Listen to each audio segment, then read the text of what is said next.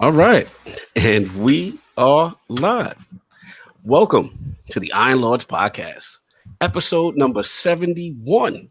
And it's another glorious Sunday, and we are back at the round table on the Lord's Day. I'm extremely excited about our special guest, so we're going to get right into it. I want to introduce a Lord who, in my opinion, has some of the most passionate and balanced gaming perspectives in all these YouTube streets. This Lord is a true multi-platform gamer, is an extremely charitable member of our gaming community, and has authored some of the most thought-provoking articles you will ever read on TICGamesNetwork.com. Introducing the host of the Gaming Perspective podcast and writer slash panelist of TIC's own multiverse show, the chief of achievements, gaming's true king of the North, and by far the best Canadian accent you will ever hear on YouTube. Making his debut into the realm of the Lords, my man, Lord Undead 3XVI. How you doing, sir? Oh, I'm doing pretty good. I didn't figure out who you were talking about until about halfway through that intro. Then I said there's a Canadian accent. I don't know what you're talking about. That's just natural for you, boy. That's natural. Oh, yeah. We got to adjust. No doubt, man. Absolutely. Just say one word for me. About. About? There we go. My man. What's going on, man? Absolute pleasure to have you. Long time in the making. So it's good to have you at the round table. You're a Lord in your realm. We respect what you're doing out here. Appreciate being here. No doubt. And of course, you know, we got the four horsemen of gaming, those usual suspects at the round table. My co-host with the co-most, my brother from another mother, the difficult game conqueror, and the how of the young wolf. My man, Lord Attic, how you doing, sir? Doing pretty good. I do want to say that I will be announcing the the streaming schedule and stuff for the streamers of this podcast. So definitely be looking out for that. No doubt. Absolutely pleasure to have you in the realm today. And of course, we have our most technical gaming Lord, the solo gamer who lives for the single player selfish experience, and also the Sostradamus, Mr. Offline Profile Illuminati, and Lord Patreon of the Iron Bank. My man, Lord Sovereign, how you doing, sir? What's up, guys? Doing well, man. Doing well. Rested. Nice. I hear it, man. Yeah, yesterday's first weekend. I got to sit down yesterday, watch baseball. Actually, I don't want to talk about Mets and Yankee stuff. Let's talk about those Mets and them Yankees. Hey, Let's man. not talk about that. Hey, man. Y'all came out swinging on Friday. I can't be mad at you guys because listen, as I don't associate myself with this team. Don't say you guys. I'm waiting for the blow ponds to be fired. Thank you. Ride or die, baby. I refuse to buy a ticket for that until they put a better product on the field. They're a big market team shopping at Walmart, and I don't appreciate that. Don't disrespect my dollar. I'm with you. That's how I feel about the Jets. I'm with you. I'm with you. That's true, and they're far enough removed from the Madoff stuff that it should not be an excuse anymore. Exactly. I boycott. I have an internal boycott with the Mets in baseball until they resolve their issues. That's what you were saying. Right. What you was doing. Did you play some consoles? Yeah, I actually turned on one of my consoles yesterday, so that was a good thing as well. No doubt. And of course, we have the Incredible Hulk of this, aka the Excess Gamer. Ooh. The Lord of Combat Sports, who is a man of his convictions, demands nothing less than that premium experience, and is the Get Money Gamer. Ooh. Lord King, how you doing, sir? I'm doing fantastic. Yo, Xbot, look at your watch because it's about to go down. Combat talk interlude. I was looking at his watch know when it's about to go down. Oh, no, that's just an inside joke. Shh, quiet. No, actually, I want to highlight a Lord and a friend to the realm, hip hop gamer. Woo! All right. Yeah, he did today.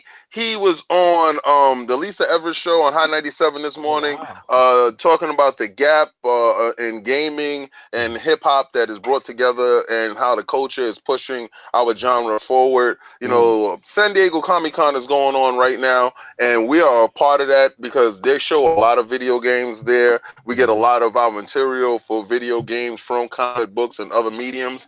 So I just want to give a shout out to that Lord that he's out here repping. He's working hard. It's 6 a.m. and I'm driving and I'm listening to him on the radio. And I had to shoot him a text and say, man, thank you so much and congratulations for all your success, because this guy never stops, is the humblest guy. And whatever opinion you may have of him, until you meet him and talk to him. Yeah, I'm glad you said that, King. Yeah, I know. Listen, hip hop, that's my dude, and I know we don't always see eye to eye on certain topics as far as gaming is concerned. But as a man, like, that is a real dude. Man. Like, if a real dude. Yeah, I would definitely, if you get the chance, definitely talk to that brother. He's really, really positive, down to earth. I don't agree with like 80% of the stuff, but you know, there's no denying it that, like, when it comes to straight up passion towards the industry, there's not really too many people that surpass it. Yeah, facts. You gotta give it it's up. not. You know, he keeps the same energy with you. He's just a beautiful dude, and I was just so happy as I was driving to hear him and listen to the topics. I usually, when Lisa Evans come on in the morning, I turn it off. I'll be honest with you. But that today, they got my listenership because my fellow Lord was in the building and he was repping and he was doing it well. You know, so he was up there with some heavy hitters. You know, Roxanne Shante, a lot of hip hop. Yeah, and he was holding his own. In the game. He was holding his spot. Yes, that's what's up. They was talking about Queen's rap and how influential Queen's rap is to hip hop, and they talked about the stigma of hip hop and Queens and how they thought Queens was soft because, you know, hip hop just moved from Brooklyn to Queens, so that's where that meets, right? So then we had the whole KRS Boogie Down in the Queensbridge battle. So that's good to see. That's good to see. No doubt, man. Yeah, shout out to that. That's very positive. And of course, we have the gaming ninja himself, the Shinobi, Lord Cognito, spreading that realness in the realm of the ILP, not telling you what you want to hear, but what you need to hear. So before we get into what the Lords are playing this week, I want to start off with Lord Undead, his video game system history, his journey as a content creator, and of course, what led him to Tick's own multiverse show, and to now hosting the gaming perspective. So, Lord Undead, let's start with it from the beginning, man. What were like some of the first video games systems you had? Like, what got you into gaming?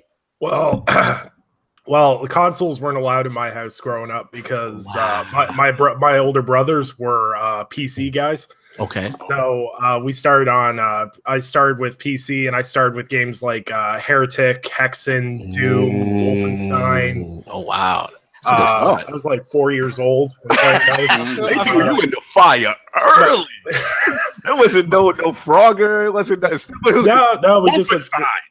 We went straight to those. My mom's logic behind it was, it doesn't look that realistic, so it's fine. Nice. You know, I remember, I'll never forget one day that it was way back before my mom really knew what games were about, and it was an Elder Scrolls game, and it was rated M. And I went to GameStop, dude, and that dude behind, like, he said, he's like, you know, this is rated M. And she's like, well, you know, it can't be that bad. And don't you mess this up for magical. Like, don't you mess this up. At that time, like, you know, I was really young, you know, and that dude just, like, he looked at me, he gave me that, like, you know what, man? You going through. We good. Like, oh man, I remember I was 6 years old. I went in with my brother. My brother was like 10, 11 at the time. We went in and they were buying GTA, like Grand Theft Auto, the original Grand Theft Auto for PC. So we go into the PC store, give the guy the money for it, and he's looking at us. He's like, I don't think you're old enough to buy this game. And my brother just looks him straight in the eye and goes, well, we're taking it anyway. And he just ran out of the store and left me there. Wow. Yo, he pulled a real GTA with you in the store. And he left me there. That was the best part. I'm saying, what just happened? It's like he ran out and they just grabbed you. He's like, we couldn't get them all, but we got one. We got one. I'd be like, I don't know those guys. I have no idea who those guys are. What ended up happening after he abandoned you? He got Tekashi 6ix9ine. So they ended up like calling my parents, and they found my brother. He, instead of going home, he ran to our friend's house and had already installed Grand Theft Auto and was playing it. He said, "You can't stop me. It's already installed." That turned into a whole thing. But yeah, so like I did that. Growing up, I played I'd go to my friend's house to play like PS2 and 64. I started getting those experiences. And first console I actually owned, I think I cut lawns for like 4 months across the whole street to buy a GameCube. Woo! And I remember my first one that I actually owned was an N64 because I'm not like an ancient compared to some of the other people in the podcast. Wait a second. You said you cut lawns for how many months? 4 months. You must have been getting screwed. What? What was you getting paid? 50 cents an hour? It probably was like the same lawn every week. It was about 4 or 5 lawns every week. 4 or 5 lawns every week, and it took you 4 months? Anchorman says, what else was you buying? Yeah, like what would you know what it is? You probably brought the GameCube with probably like 10 games. That's probably what you did. Also keep in mind, Canadian economy is not that great for lawn cutting. Keep going.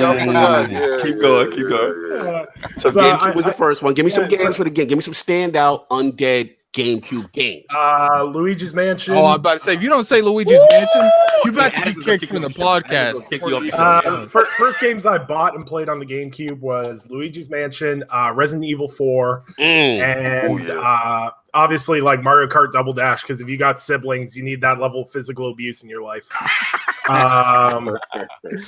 Smash Brothers, all those kind of games. And I also, when I bought the GameCube, I bought that adapter for the Game Boy games underneath, so I didn't have to buy a Game Boy. Yes. I played Pokemon, all that kind of stuff, and it was great. And then after the GameCube, I bought the Nintendo Wii, and I went, this isn't it. That wasn't it. That wasn't the move for you. Sitting there. I'm like 13 or 14 years old. I'm sitting here waving a motion controller in my basement. This is not the. This is not the movement. It was down with that, man. Stop it. It wasn't. But it was funny. We got to give Wii, even though we kind of clowned it. No, we don't have to give Wii anything. We just stay where it's at. Listen, I'm with you, Adam. But here's the thing, like. We can't forget the Wii was the bomb. Yeah, we can't forget the cultural phenomenon of the Wii, right? The Wii changed the game when like your mom might. Wii Sports had me in the living room sweating with a towel playing boxing. I don't care what nobody says. That was one of the best boxing experiences on a console. Yes, and I was in there like getting it, like really getting it, like throwing it until I found out that all you had to do was really go like this. but before I found out that you really had to sit down and just go like this with your hands, and you didn't have to really get into the mix, I was really hot and sweaty up there. I love the Wii, but it in its life cycle, the worst game I've ever played was created. So. It to this day, because it butchered up until that point, I ain't never played any Legend of Zelda game I didn't like until Skyward Sword came out. So you know what? And I want you. I want you to stop that, because we had this conversation offline already, and I would like for you to step away from that hot rock right there, sir. This is not about you. This is Undead's moment. So I would like for you to just stop right there, sir, and let Undead continue. Regardless what kind I love that game, kind of stuff, and I love this game, and it's about to get raged. You're about to get raged on. Let's go, Undead. You walked into the Skyward Sword drama. we gonna move on from that. So the Wii, you had that, and you had which games though you have? Well, the main reason I bought the Wii right off the bat is I think it was Guitar Hero 3 launched that day, and I was like, I looked at my buddy, I was like, we need this. He's like, yeah, you do. I was like, he's like, but I don't got a job. I'm like, well, I'm framing houses right now, so I'll buy it. So I went out, bought the whole band kit, everything, and it was What? there was like endless nights of not sleeping, playing Guitar Hero till like 4 o'clock in the morning. And then when I decided I wanted to like branch into a more traditional console, I was kind of on the fence between PS3 and Xbox 360. And I actually decided to go with the fat PS3 right off. Interesting. What made you go that direction? I went PS3 because like Clearly, and how many lawns did you mow for that? No, I'm just joking. Yo, listen, let me tell you something. Okay, you didn't hear everything that he just said. Right, and I'm. This is where I'm gonna have to call fraudery because he was getting them ducats because he said that it came out with Guitar Hero. He went and brought the whole set, and you know that set costs a pretty penny, right? Now, when he brought the PlayStation 3, he said the fat one. Notice he said that was the fat one. That was $700. Okay, it was $699, and then I don't know about the inflation or the cost of money up there because I understand that the difference is great. Out the door, the PS3 out the door plus taxes and everything. It was $1,032. Oh, that's what I'm talking about. Woo! That's what I'm talking. Big bucks. So. You're not fooling me when you talk about you was cutting grass. You had a team cutting the grass with you, and you was getting that guap. That's right. Slave labor. Let's go. Look. Apparently, like homie's brother don't mind, like playing the 5-finger discount, so it could have been that too. Yo, and he had his brother Ninja in the games in the side. Wow. So wait, Undead, you went pretty big, man. You went pretty big. $1,000. See, the thing was the correlation was I really enjoyed video games, but my family didn't really have a lot of money when I was growing up, so we didn't have a lot of the video games. That's why we went PC, is because back then with PCs you didn't really have to upgrade at all. Yeah, for the most part. So that's why my brother stuck with PC gaming. But as soon as I got a job at 14, I was framing houses. I was bringing home like $1,000 a week. I was like, okay, now we're talking. No doubt. I'm going to do me. Yeah. So like in like a 12-month period, I bought the Wii with the Guitar Hero bundle. I bought the fat PS3. I bought the Xbox 360. I went through like 4 of those because of damn Red Ring of Death. And yeah, I started playing on both of those. My fat PS3 died 2 years after I bought it, so I was kind of like the yellow bar. You got the yellow bar on it. Yeah. It happened to me too. The yellow. Nobody talked about that yellow light of death. Nobody talks about that, but it was very real out here. Yeah. So like I was like, okay, well, I don't really want to buy another PS3 because it was a little pricey. I already had a 360, so I just decided I traded in my like arcade 360 and bought the black Xbox 360 Elite. And I just I kept gaming on the 360. Started doing Halo tournaments, started doing COD tournaments. Nice. Doing the 4v4s and everything with my brothers and friends, and it was great time. And then I think you're the first guest that really say like one of the first that basically said that during the start of that last generation that they went there with PS3 initially. Any other standout titles for or like the Last of Us or anything like that? Or the thing with the PS3 why I went to it was because I basically bought the PS3 on the grandeur of the PS2. Right.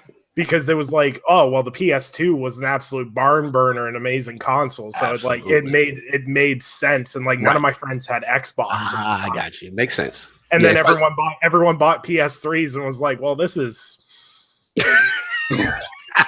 thing. Got it. You wanted to say something else, I guess. But no, you actually made a good point because I'm trying to think myself in that time.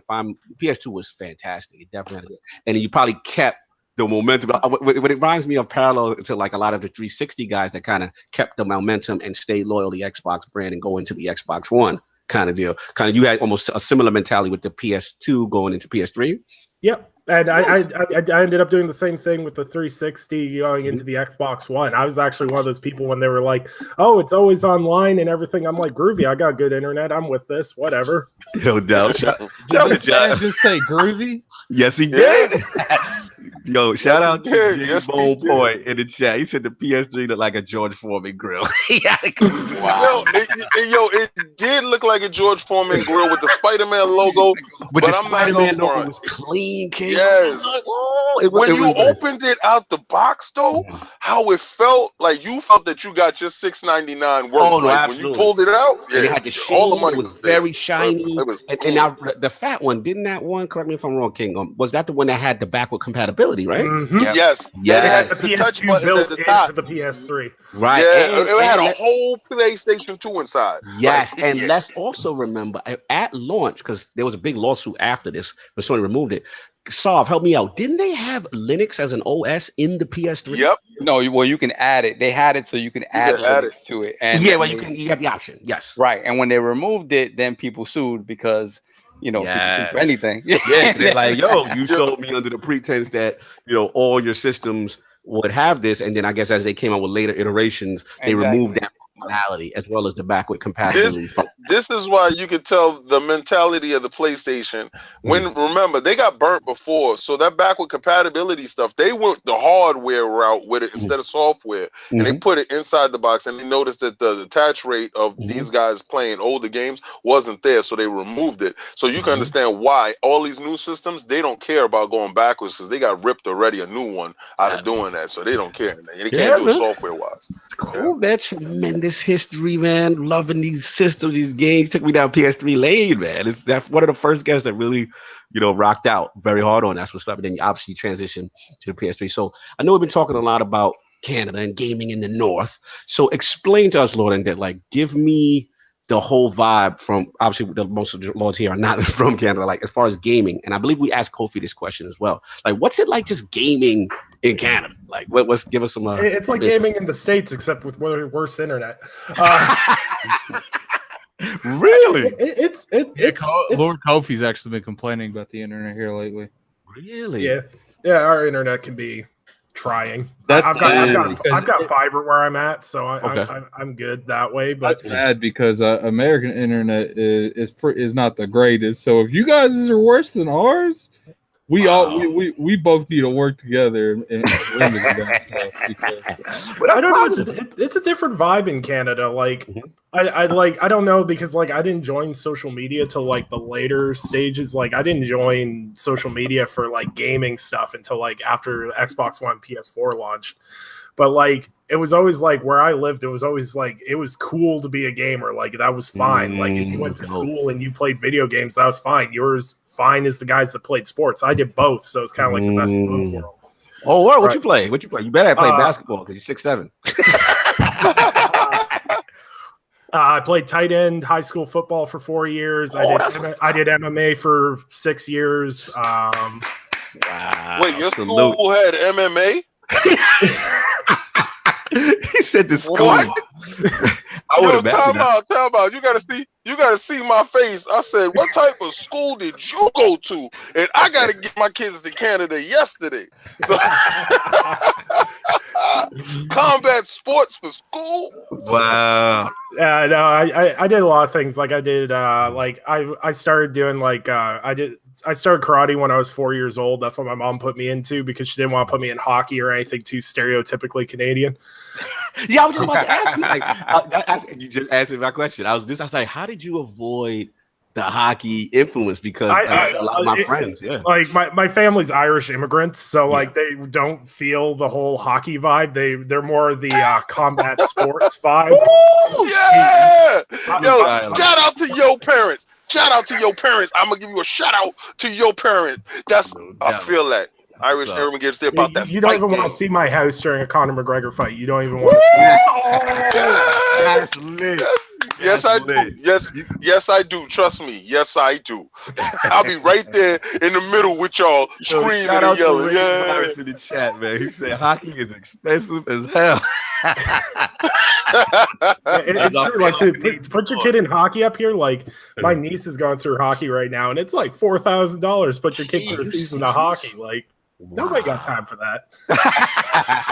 But do you not like the sport of hockey at all? Like, really, do you not follow it? I like the fighting part of hockey. That was the part I was good at. But yo, I'm really loving this guest. I'm really loving you right now. Trust me when I'm telling you this. Yeah, Undead is killing it, man. He about that fist game. That's what he's. You know what he's telling you? Don't run up on him at any shows. Don't run up on him in the store talking about Undead. What's up? He's about that life. He just told you he don't care about anything else but the fight. But he grew up with a bunch of brothers fighting. All right. Shout out to Johnny Beast and this man took. Look, let me tell you. Like I grew up with. I've got 6 brothers, 2 stepbrothers, and a sister. Wow. And I'm one of the smaller ones. Are you serious? What? You had to fight for lunch. Wait, you're one of the smallest of the... my oldest brother David. He's 31 now, and he's 6'9" and about 400 pounds. I don't want no smoke with the Undead family. Yo, your parents was making biggins.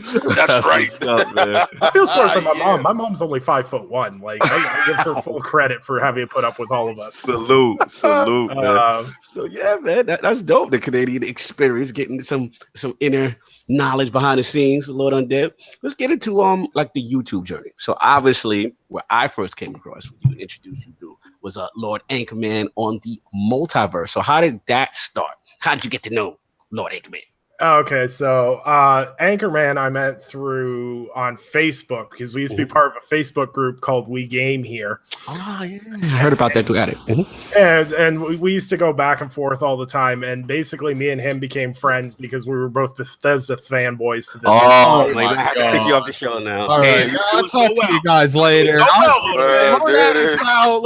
of forwarding going on here. See you later. Salute to Bethesda, super quality games. We troll it. So basically, Fallout 4 trailer came out, and Anchor messaged me on Facebook and was like, "We hyping this whole group for the next 3 months." Oh my God, you're his partner in crowd. You're his enabler. Yeah, we basically trolled that group into oblivion. Yeah, you guys are the reason I left. Constantly posting like pictures of. I remember when Fallout 4 was about to come out, Anchorman had like a different looking train every day. Let's stop the Fallout train. Well, guess what? Anchorman, Fallout 4 sucked. So Lord, here we go. Continue. So I started talking to Anchor that way, and we ended up leaving that group or whatever, and I went to a different Facebook group or whatever, and he's like, "You should start a Twitter. It's fun." Hate him for that ever since. That's exactly what he would say. It's fun. Yeah, that's Anchor, man. That's Anchor. It's fun, all right. Hey, listen, we got 50 people viewing. Let's get these likes up. Come on, hit them likes, brothers. Let's go. Let's go. Much appreciate it. Continue. So me and him talked back and forth. I started with a group called Hard Knock Gamers. They started a website up, and I started writing for them initially. And that was me, Fame, Demigod Reviews, a couple other guys that were writing on that site and doing stuff that way. And that went on for a while. Like, I remember We Game Here was gone for it was up for about 6 to 8 months. Yep. So we had that site going. It was popping pretty good. And then Hard Knock Gamers got absorbed by the Inner Circle, which is an all too familiar scene for a lot of people. Shout out to Tick, baby. Let's go. Shout out to Tick being the Borg. Yeah, absorbing other races. With the get down, lay down. That's right. So I got picked up for the Inner Circle. I started as a writer there, and Anchor's like, and I actually started doing podcasts because Hard Knock Gamers had a podcast which was called the Writer's Block Podcast, which used to be me, Fame, Kid Smooth. Wasn't that was one of the ones Kid Smooth hosted, wasn't it? Yep. That was one of the ones. It was me, Kid Smooth, Fame. I think there was a guy named Matt. Okay. And Nicodemus as well. Kid Smooth don't believe in like restarting a podcast. If he stops doing a podcast for like 2 months, he's just gonna do another whole new podcast. 3 podcasts. It's just some guy named Matt. Just somebody named Matt. It's a random dude. He said Matt. No. Yeah. So we started on that. Anchor was like, "Hey, me and Fame do this show. We do the multiverse show. It's just the 2 of us. You want a guest on it?" I was like, "Sure, whatever. I'll show up." So I did like an episode, and then they're like, "Hey, you want to come back for the next episode. I'm like, sure. And then I've just never left. Basically. You're the reoccurring guest, infinite guest. I just keep waiting for him to message me the one day and be like, yeah, we don't need you here on Monday. You can, your contract's been. That is the inside joke of multiverse. I hear you guys talk about. It's kind of funny.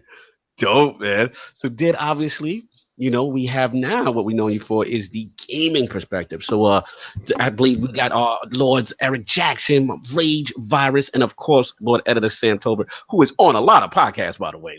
It's actually funny. Sam since E3 has been going crazy. It's funny because Sam went from not being on any podcast to all in 1 week because it went.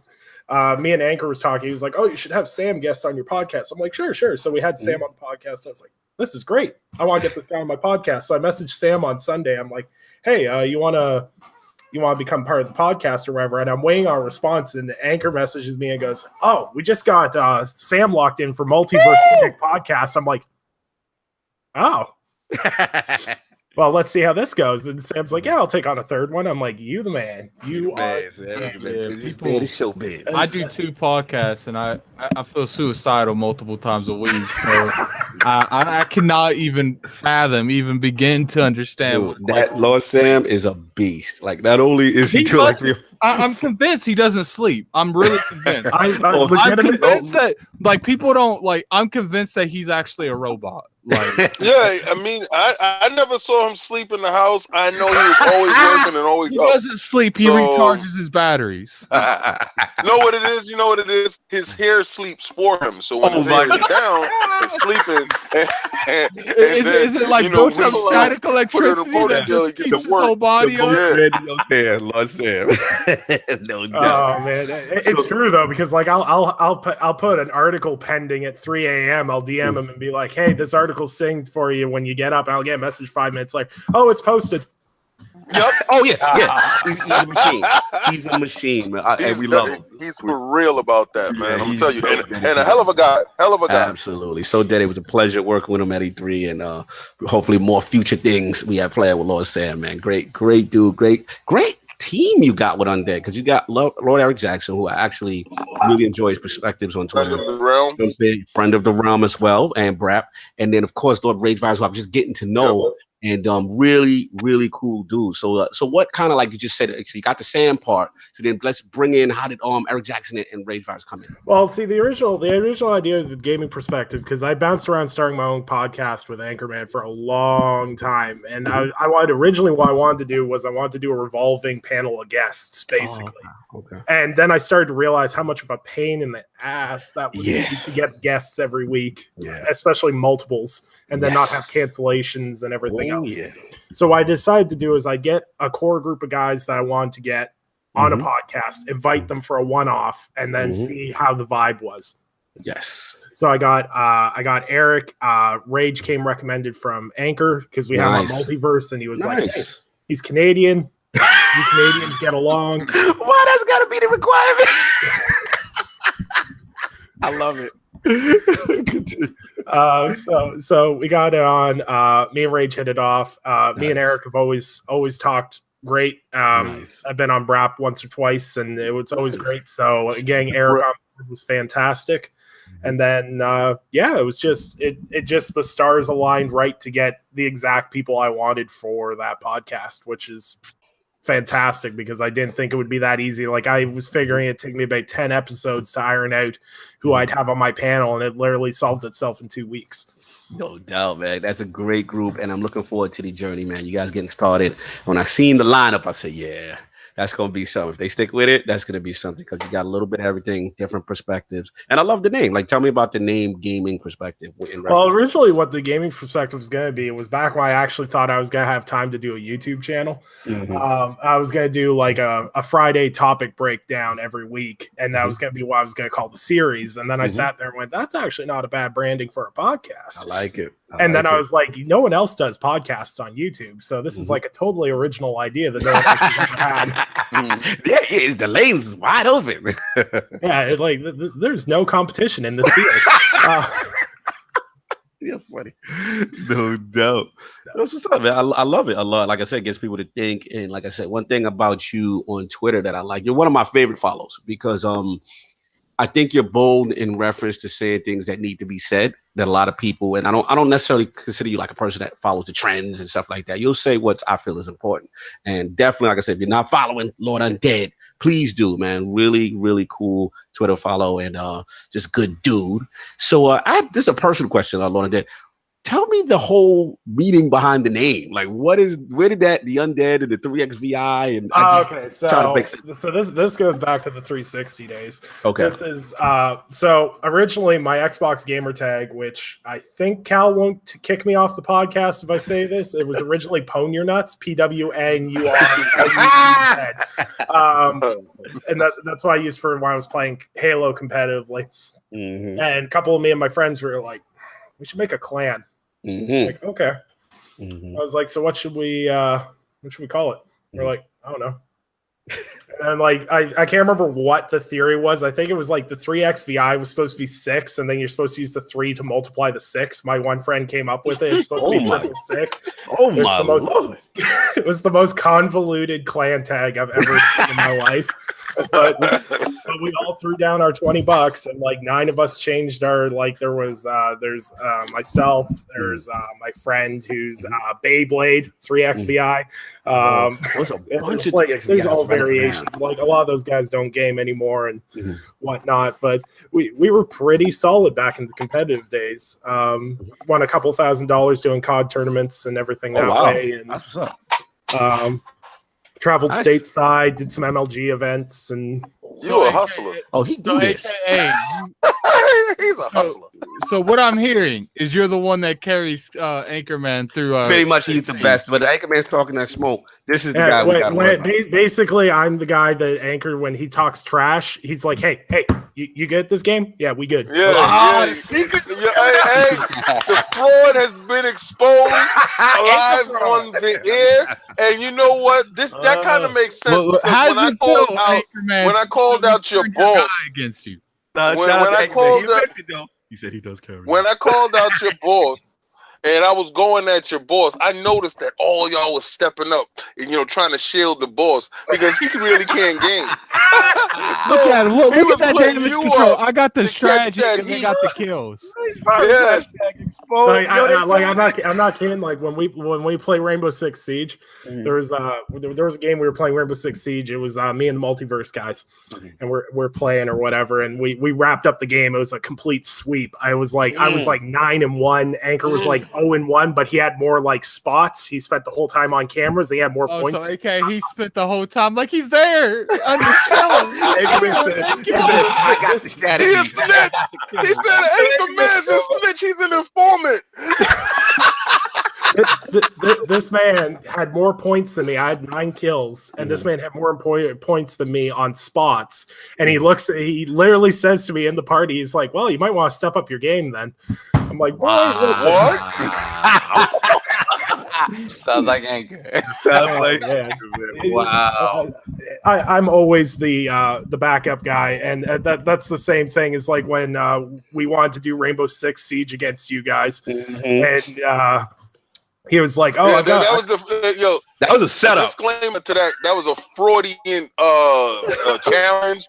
He said it on a day that nobody was listening to the show. He initiated a challenge. Then he came at me with, I said it, and I wasn't even on the show yet. So, and then I challenged him 1-on-1, and the whole team was trying to shield him because they know he don't got skills. And I'm so happy you are on today, and you have exposed the fraud. Anchorman, with no clothes. We got him. Got him. If you still up for some kind of challenge, man, like that private PvP's in Destiny now. Let's go. Like, yeah, I can so. Okay, I've got a pretty good base on what FPS I can play. I ain't gonna try to square off against you boys in Destiny. Yeah, that's competition. That's all it is, man. But yeah, that's really, really cool, man. And see, I give Anchor credit for the Rainbow Six Siege challenge because he was like, "Oh, we're gonna get the guys to practice," and then he's like, I also got my friend Morganism who plays ranked a lot. Oh my god! Wow! I told you, kid. I'm so happy for this. Remember when I told you, Sovereign and Incognito? I told you all things will be revealed, and it took a couple of shows But we got a leaky faucet in here today, and brother, the tea has been spilled, and Kermit the Frog is drinking his tea. Anyway, yo, real quick. I know we call you the chief of achievers. I could call you the chief of achievers. And one thing about you, Undead, like you're a beast out here in these gaming streets. Because you know for a fact, I just have a little mini Undead story. Is there was 1 month where I wasn't playing Destiny, and I think it was before Destiny 2 launch. And I sat to myself and I said, you know what? I gotta do this. I gotta 1 month of my game. I see Randall every time. I see Undead every time. All these guys on my friends list that are just killing it with gamer score for the month, and even Addict. So I'm sitting there. I'm like, you know what? I'm gonna go hard one time, right? So I was going extra hard, right? Every Telltale game was finished that month, right? Every easy achievement game, I'm sitting there. Shout out to Megatron too. He was part of it because I remember the people I was battling. It was Rand, it was Megatron, it was and then it was Undead. And I remember like 2 days. I took like a little break. I came back and you were like within, 50, 100 points within my score. And I'm like, oh no. And it's like towards the end of the month. So I had to go extra hard. And I finally pulled it out. But I want to shout you out for that because, if people don't know, Undead goes hard for these monthly achievements, man. How did that start? Yeah, I was going to say my record for the most I ever sat down and did in 1 month was I think 21,000. Jesus, that's out of control.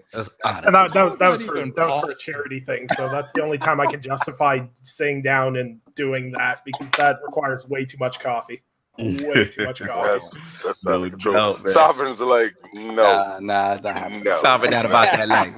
That selfish life of yours doesn't call for that. Yeah, he said some of those achievements required me to be online. No.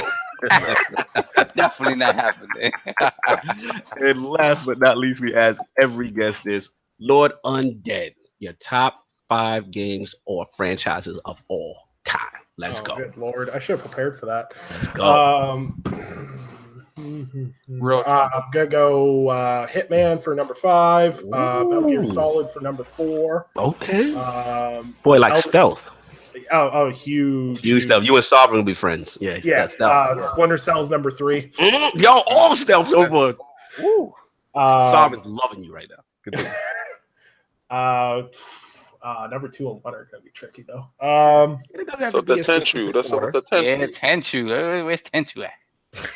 That's probably too never old played, for him. unfortunately. Yeah, he's too young. What? Because Lord Undead, not to put you out there, Undead, but you're like going to turn 25 soon. This is young cat. You know what I'm saying? So, yeah, I get it. I'm gonna say Halo for number 2, just because of the amount of sheer time that I spent on that game. No doubt. And number 1, it's gonna be God of War.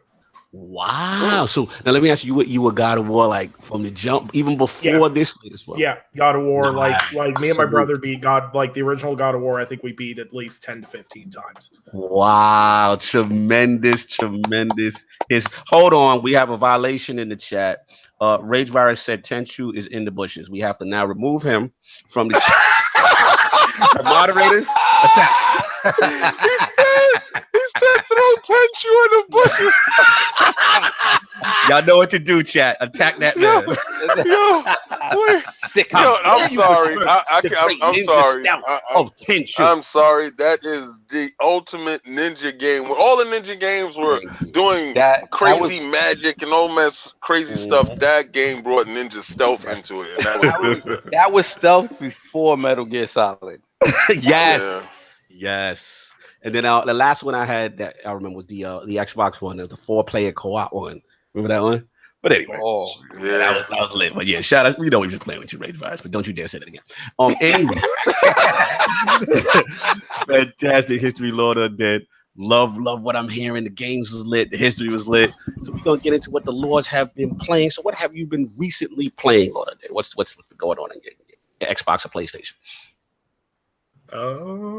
Let's see. I bought a PC there a month or 2 ago. So I've kind of been dabbling in some old games. I've been bouncing between Dark Forces, which was an old DOS game. Wow, you taking it back. And Baldur's Gate 2. Oh wow. Okay. Were these based on suggestions from friends or something, or just? No, these were games that I played with my brothers all the time. That I was like, I need to play these again. Yeah, because that's a nostalgic thing. That's your history. That's where you started. That's right. Yeah, it's just good to get back into some of the older stuff, and I've been playing PUBG almost religiously. King is loving you right now. Yo, add me right now. Recruitment. Add me now. Undead, did you play all the Jedi Knight games or just Dark Forces? I played all the Jedi Knight games growing up. Those were all fantastic. Best. Oh, I love that. I like hearing this, man. That is like it's unique because he's young, but he's still got a like he's OG very vibe. He's the OG because he had 6 brothers. He got years off of his life. Years is off of his life. He woke up fighting. Who got the porridge? Fight. No doubt. Yeah, man. So pretty much it's been memory lane. PC. Yeah, memory lane, PUBG, just chilling. Chilling. Lord Attic, what have you been playing this week?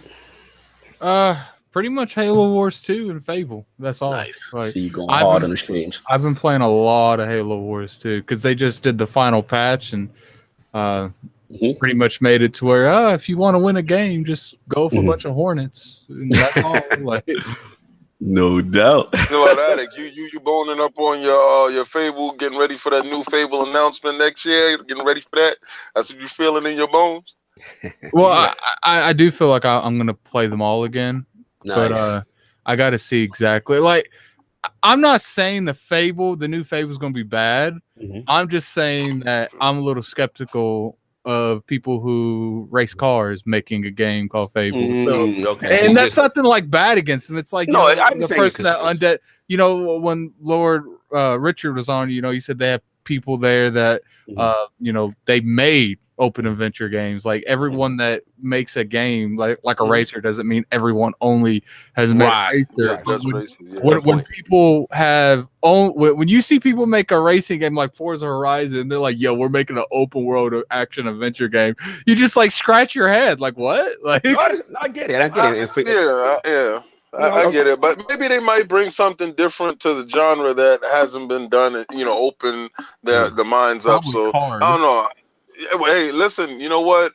I'm going to give them a chance because Microsoft is trying. Let them swing. I'm really thinking that, you want my opinion. I think that Microsoft, because they said Playground wasn't up for sale. Like they said they like their independence, but when they wanted to make a Fable game, I feel like Microsoft used that to persuade them to let them purchase them. Salute to Lord Sam. He said Playground is building a second studio for Fable. You need not be concerned. Yeah, that's what he said.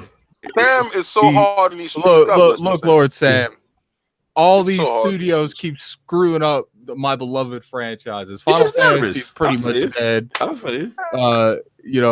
Fable is like the last thing that's left. I like that Final Fantasy, that last Final Fantasy. I really liked it. A lot of people I heard liked it too. Yeah, I can't really go with you on a lot of things. I understand you want the purity. See, my purity with the Final Fantasy was Final Fantasy 3 when the job system and everything was in there. So then I go all the way back to that fun part. But to be honest with you, I really enjoyed this one. That's the one that yanked me away from my Xbox, and for a very long time, God of War couldn't even yank me away from my Xbox like that.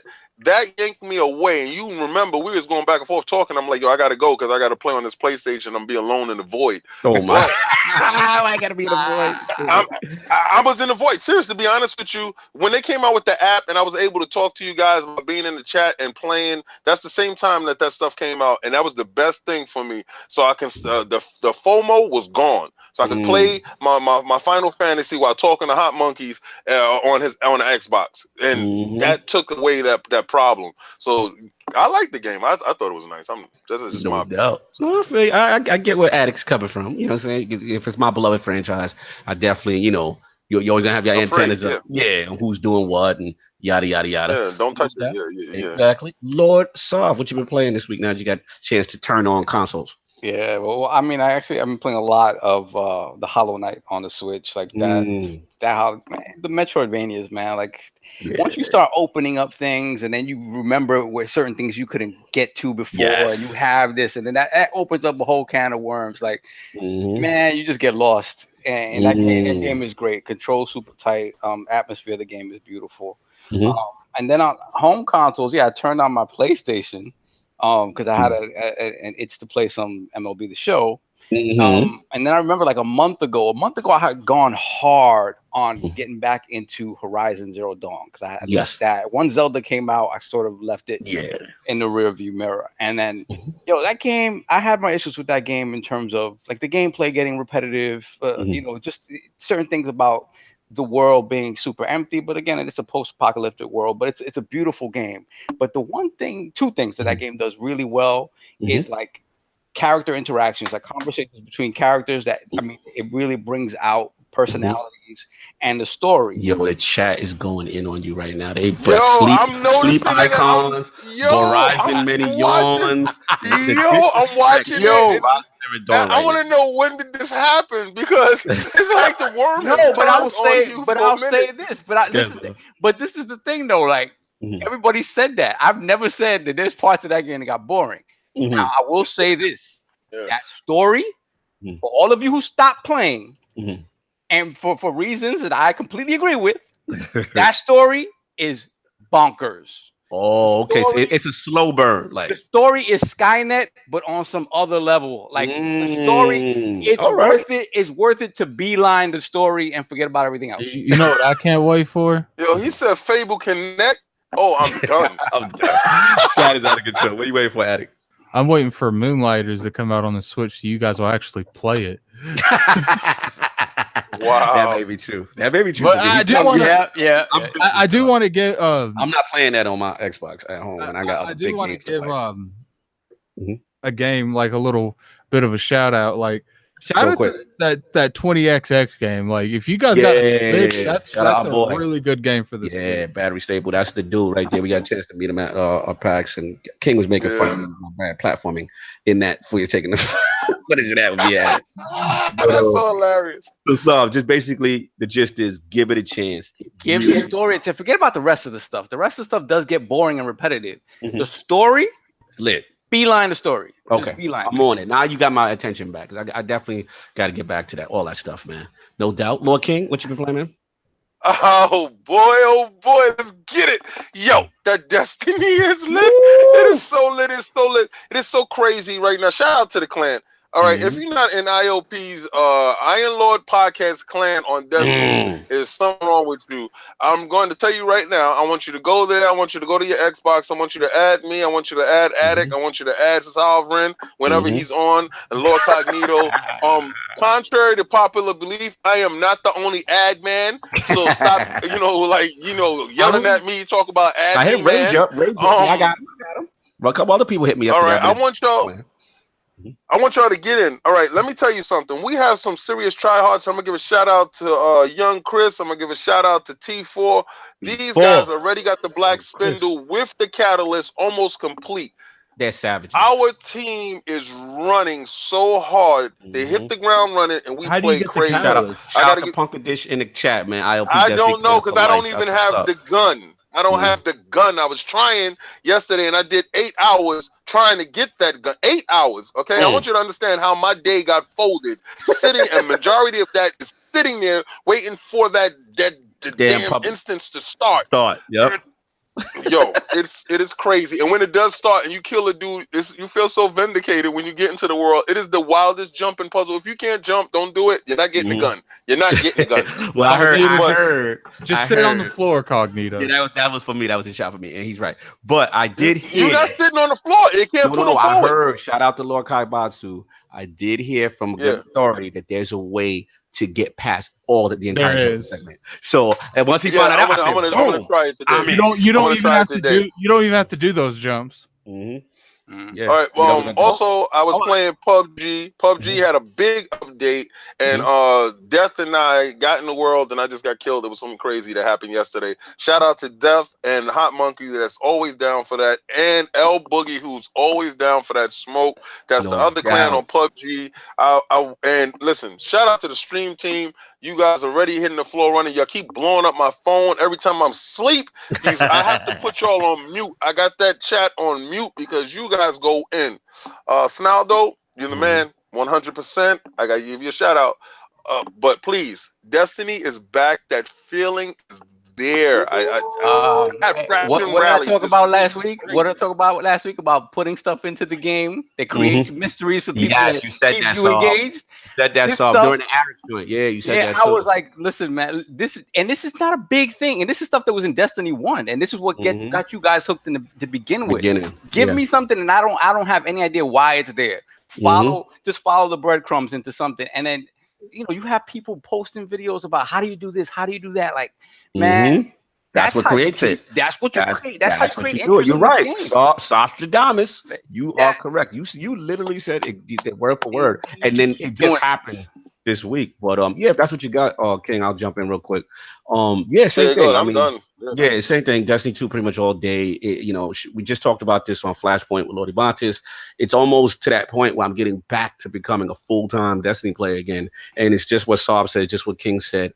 That mystery. It's like they finally understood why people love their game and why they, that departure, what they did at the launch was such a bad move. So, you already shouted out, young Chris at T4. I mean, that man's a beast. I want to shout out a couple lords, Lord Monkey, Lord Addict, obviously, Whiskey, obviously you, Lord King. We had that little start with the Leviathan raid. I didn't get a chance to finish. We finished that when I got back home.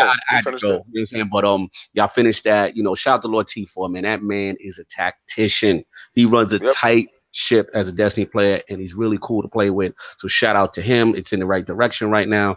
I'm just working on my Polaris Lance. I just got it. Working on leveling the Catalyst, working on leveling the Graviton Lance Catalyst, I believe. And then outside of the Black Spindle, that's just one of the coolest things yet that has happened.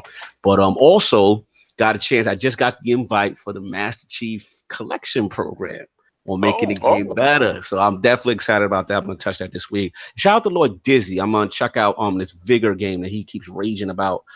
So I want to see that game looks good. Yeah, he's saying like already PUBG should be ashamed of themselves because this game is optimized. And I'm like, all right. Wait a second. Yo, you understand that the head dev at PUBG explained to fix all of that, they have to scrap everything in that engine, throw the engine in the bushes, and start off from a whole new engine, man. Can I say something though, real quick though? Go for it. At this point, King David, the way I think one of the key reasons that Fortnite is pulling such far ahead of them is because they can do that like quick reaction, like we want to drop this season every 2 months because they don't have to go through that, plus they made the system.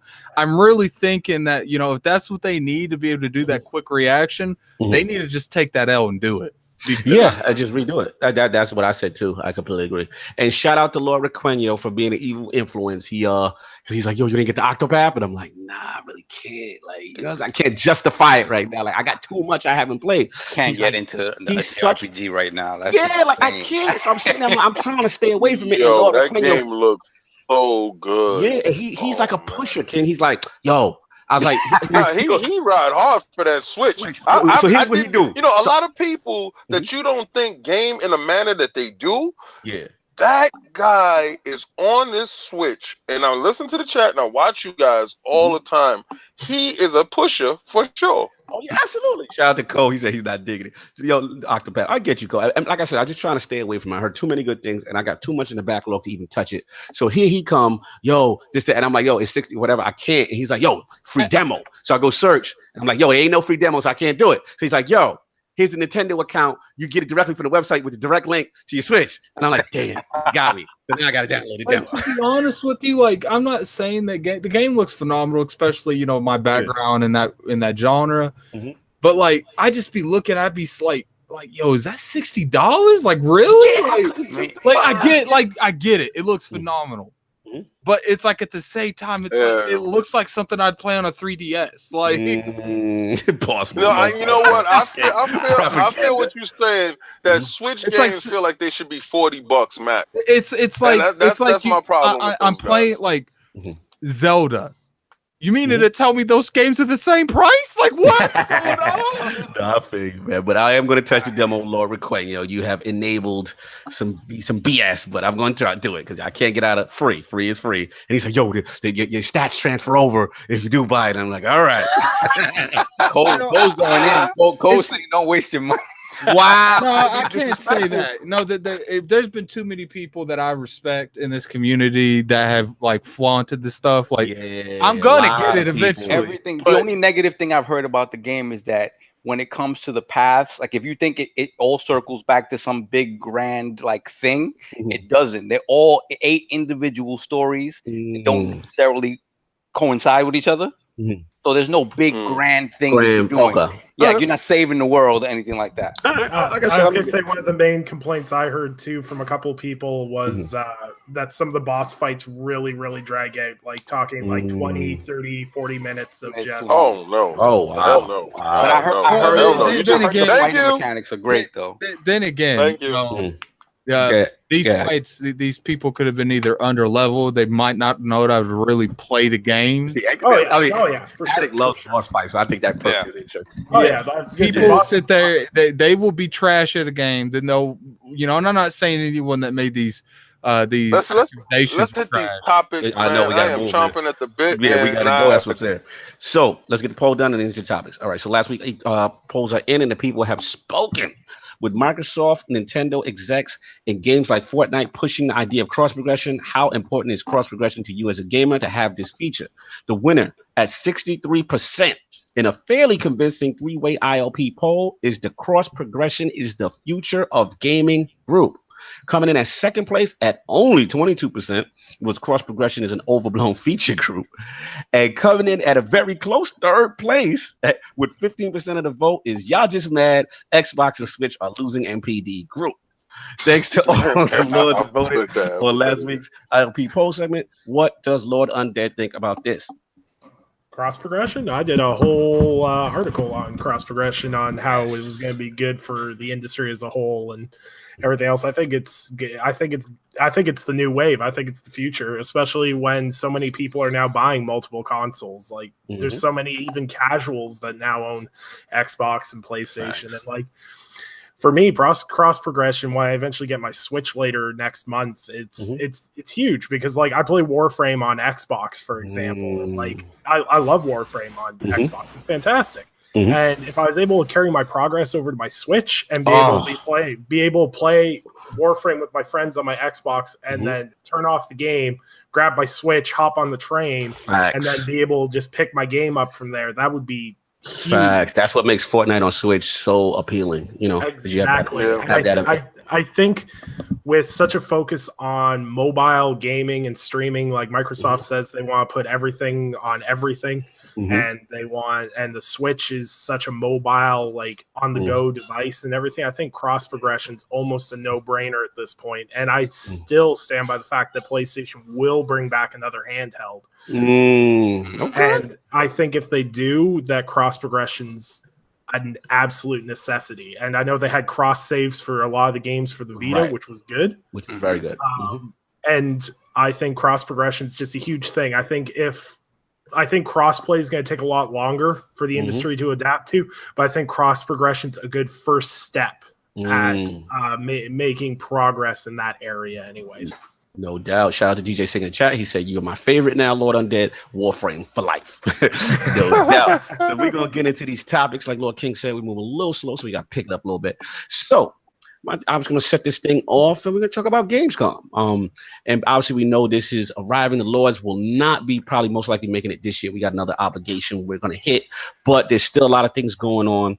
And I kind of want to start with the obviously before we start which side to start with, I just want to as far as what's going on. So pretty much, obviously Microsoft, they're going to be out there at Gamescom. There was a big controversy about hardware. Microsoft announcing hardware out there.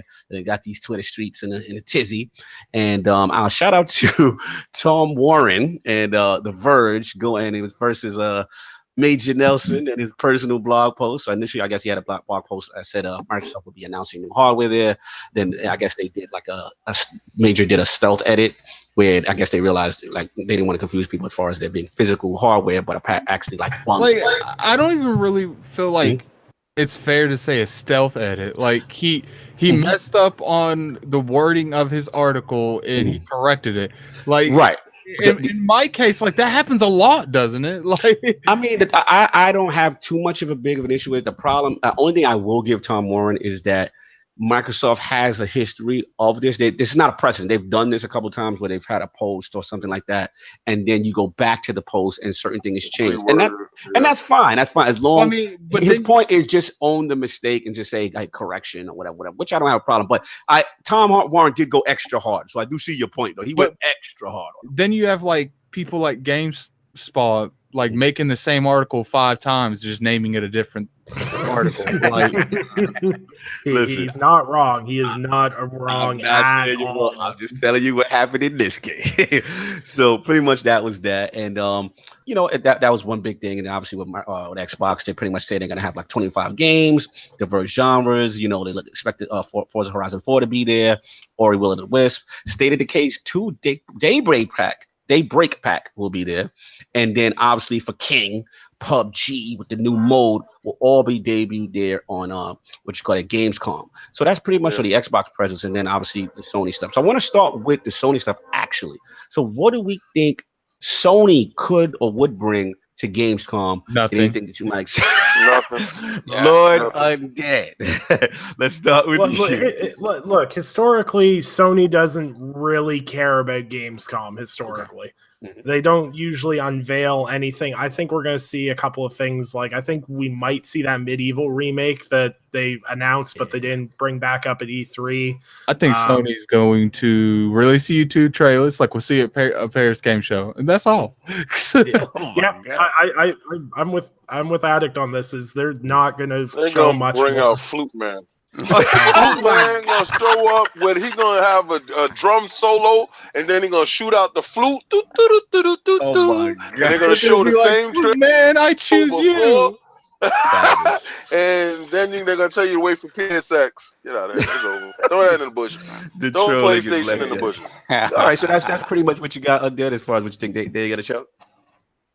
I think they're just going to show the same stuff they showed at E3. I think Gamescom, for the most part, Gamescom is pretty redundant. Mm-hmm. I say for the most part because there is some surprises that do come from it, but traditionally speaking, we're going to see the Resident Evil 2 remake. We might see some. You're going to see some more Spider-Man footage. Obviously, I think they'll show something else. Which I don't know why they need to increase my hype level for that game. I don't even understand at this point. You're gonna see some Ghost of Tsushima stuff. You'll maybe see some Last of Us 2 stuff. They're just gonna show pretty much what they showed, maybe some different stuff, but it's rehashed from E3, I think. Okay, no doubt. Fair enough. Lord Addict, you don't think much from the Sony side? You're not confident? They're not gonna show like nothing. Like, I'm not even being sarcastic. Like, they are legitly not going to show anything. What did they show last year? Do we know? Nothing. Remember off top, y'all? Anybody remembers off top what they showed last year? I can't remember off top. I thought it was that zombie game. Wasn't it the zombie game that they show like a thumbnail trailer or something? Yeah, Days Gone got their first. I think it was like either their first or one of the first deep games. dive or something like that. Yeah, absolutely. It was Mm-hmm. So pretty much, you think they're gonna save it for like PSX and that kind of stuff? They might drop something on their YouTube channel at the same time. Remember, they're big on Paris Games Week, so that's their thing. Like, People need to realize that like they really don't care. Like they are going to, and what? Let's be real here. Like, what What could they even announce? Like, Sony even known for secrets and holding on to stuff. I wouldn't put it past them that they don't do anything. E3 just ended, and like they didn't really show anything new. So like maybe I think they might drop, and then they just dropped a Spider-Man story trailer. So I mean, like if they didn't drop that at Gamescom, which is in like 2 weeks, I doubt they have anything. Okay, fair enough. Lord Sov, what do you think about Sony at Gamescom? What do you feel they might show, or are you not too excited? With these guys, it's gonna be, if they show anything, it's just gonna be rehashes of E3 stuff, maybe a little more footage, like Undead said, like maybe a little more Spider-Man stuff, because there's nothing after. I believe Paris Games Week is after the launch of Spider-Man, so this would be the place to give the final push for Spider-Man. Although at this point it's kind of redundant. People are really excited for that game. I feel like they're showing too much of Spider-Man too. Like, I stopped watching. I did that with I'm on God of War. I stopped watching. Yeah, I'm on that path a little bit too, Addict, and Undead. Like, I kind of feel like, slow down just a little bit. Like, it's a little too much now. But no, I feel where you're going, Sauce. That's pretty much what Paris Games Week. I think that's where they show out, and then same thing for PSX. They're just holding their cards for that. Shout out to Sam Tobin in the chat. He said Sony has Paris Games Week and Tokyo Game Show to worry about. They won't even be present at Gamescom, bar a booth. So not much of a presence to thinking. King, do you agree with this? Yeah, I don't ever see them making that a priority. I see Microsoft making that a priority more than them. I don't see Sony, making it a priority at all. Yeah, I'm in agreement with the Lords. I don't expect a huge presence. Lord Coast, stop a VR flute controller for Ghost of Tsushima. Stop it. So I could see them dropping a VR game on YouTube. Yeah. I would say, I think we may see some VR stuff, possibly. You know what I mean? I don't expect nothing huge. Maybe one or two. I would laugh if they did a conference at Gamescom and just showed nothing but VR stuff. You're out of control. But Flute Man. Yeah, out of controlling this VR Flute Man. That I would not even hold it by them. Yeah, I mean, like I said, I still think they may have a couple of announcements. You know what I'm saying? Just to kind of get their name in the air. But I do agree with the Lords that I don't really think they expect a strong presence. So let's get into the Microsoft aspect of it. Obviously, we know what was going to be shown, and obviously the edit whole situation. But I'm going to set this up. For me, Gamescom still is important to them. Important to me and for them, because at the same time they just came off the goodwill of E3, and I think they need to keep the momentum going. And I don't know if you remember last year, Undead, we actually had this subject, and I kind of went in because if you remember Microsoft's Gamescom last year, oh boy, I wasn't a fan. And that was the bowl full of controllers, right? That was the bad technical issues during the PUBG announcement. And I didn't even.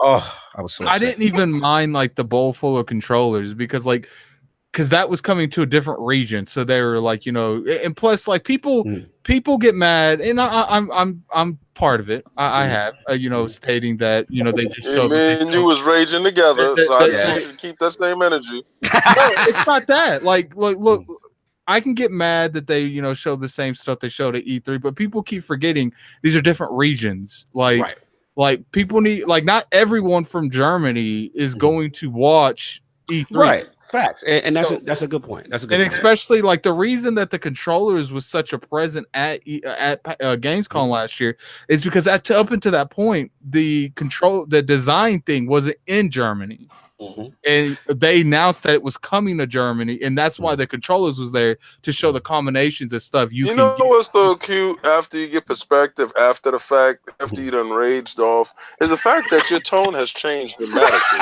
to a point that is insane. I said that. No, you could go last year. You could go last year. Bananas. And I said the same exact thing then. No, I'm talking about us in conversation. I don't care what you put for the world. I'm talking about what we had together. And what we had together when you was like, what is wrong with these people?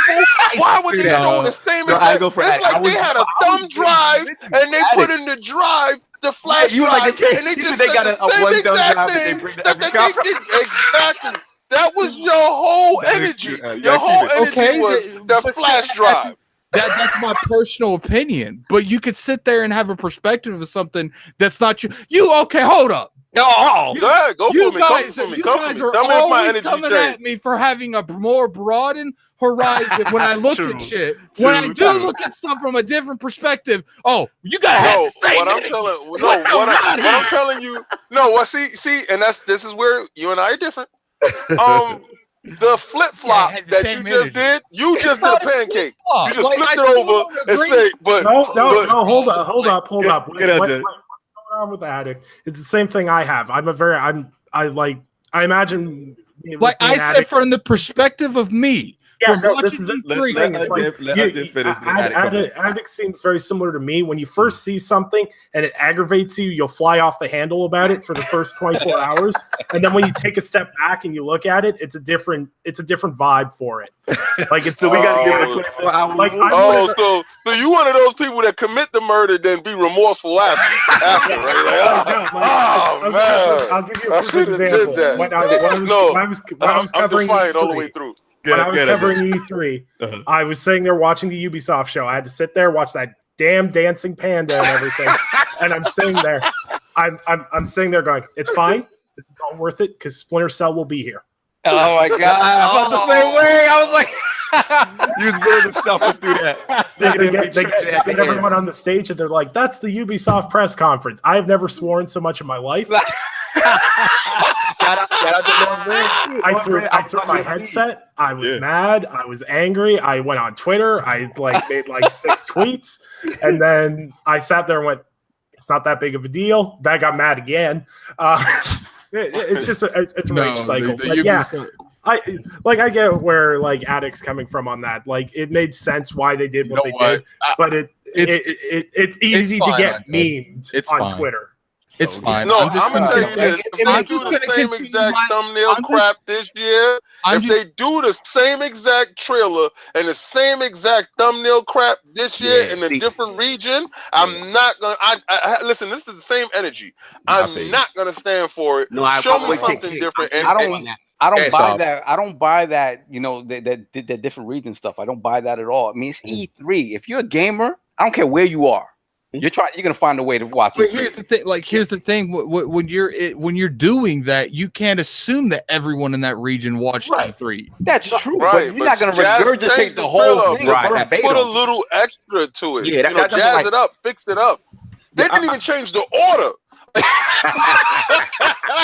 Yo, it was the same exact thing, and I said, you just wasted time of my life that I won't get back because I did this already. I watched the highlight. I didn't even watch it. King, I'm with you because at the end of the day, it's solving with you. At the end of the day, yes, you're right. From a perspective, I'm just gonna go back to the Addict world. No, we like to do Addict. No, I'm going back to Addict world. Because apparently, I tried this new Addict you found in the fucking place. I don't like that Addict. I tried to look at it from a different perspective. I love it. No, keep the new Addict. I love it.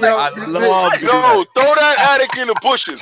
Throw that Addict in the bushes. Let's pull out Gaming Addict back out of the bushes. Let's get Addict's World back up in the mix. I'm about that one. I don't like Super Saiyan. Microsoft should have showed everything the same. The Switch don't sell nothing in digital. God no. Yeah, he's back. He's back.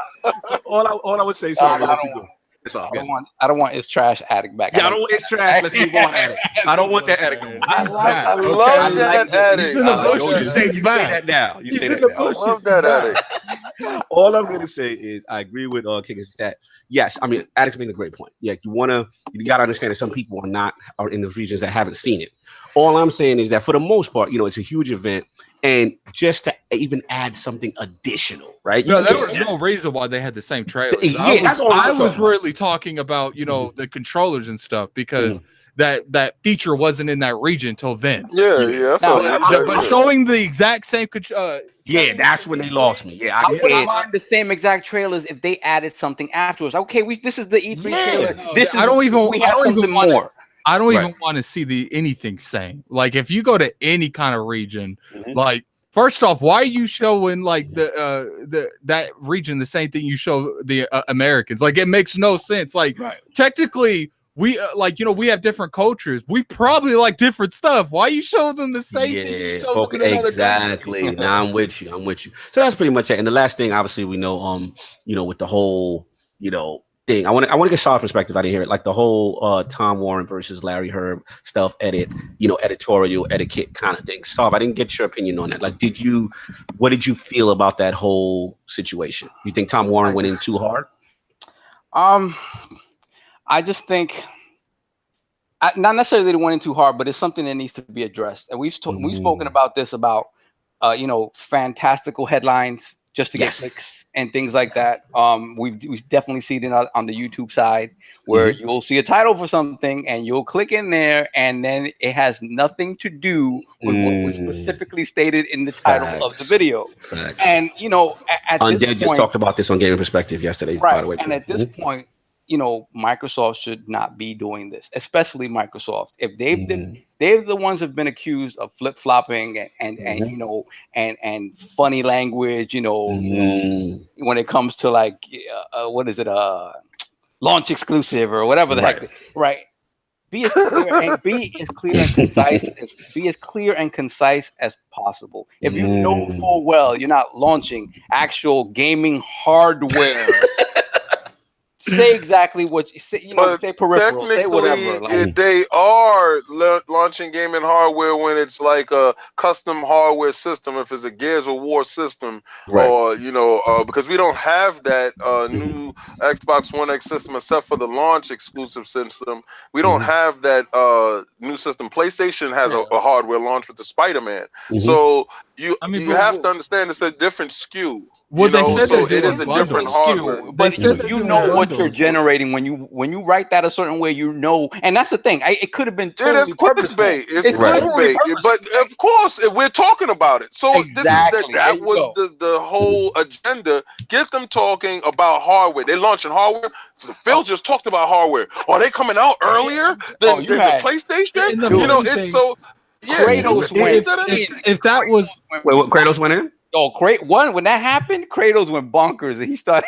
People just started. If that was going at him, if that was like a legit, like on purpose, like I don't even understand what they thought they were going to get from that. Like, what views what and person? What person that actually keeps up with this stuff? Let's be real here. Does anyone in this panel think they're going to announce this Scarlet at Gamescom? No, I mean anybody, and I agree with Santo. Any hardcore gamer with common sense knows that was not a Scarlet. Not the layman, though. But not the layman, and that's where I got to. And I do think there is a journalistic responsibility that has to be kept. And the only thing I do agree with Warren is that, you know, this is not the first time though, right? Microsoft has done this before, and you're like, yo, Microsoft said such and such, and then you send your man an article. You're like, wait a minute, hold on, it was right here. Now I don't see it no more. You know, when it says such and such. So I think he went hard, but at the same time, you know, there is a level of journalistic integrity, and this is your base. You have to be very concise.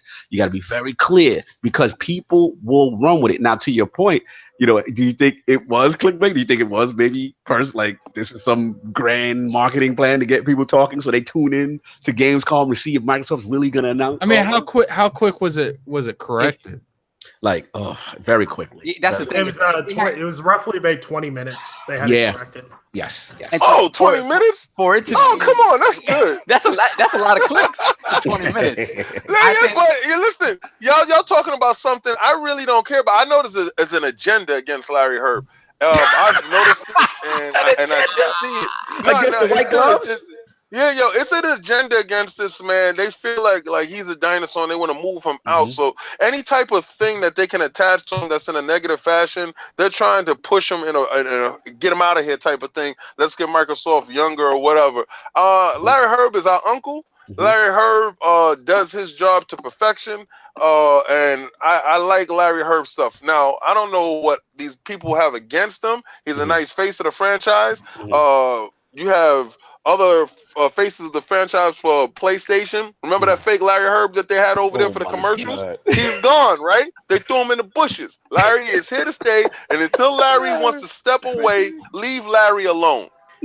Boss said Larry needs to be put out to pasture. I've heard this. That's the real thing. That's a real thing. Hashtag not my uncle Larry. Yo, they going in. That's the real thing. That's a real thing right there. And the chat is telling you exactly what the consensus is, and I've seen it, and I'm like, wow. And that's the only thing I can say is wow. Larry held down the fort through the good and the bad. Let Larry reap his rewards when Xbox launches the next system, and then maybe he can go out the pasture. But leave Larry alone. Let Larry walk off on Larry terms. I don't have an issue with Larry. My thing is with this in particular. If the goal was to get people talking about it, right? It's attached to them. If the goal was to get people to talk about it, they did that, but for such a short period of time, like for it to then be like, you know, retcon, the whole thing retcon, that just, why don't you announce it closer to Gamescom so that it has a bigger impact then? So that people really can be like, well, what are they announcing? Like, oh my God, what are they announcing? Is going in. There's like Larry needs to go.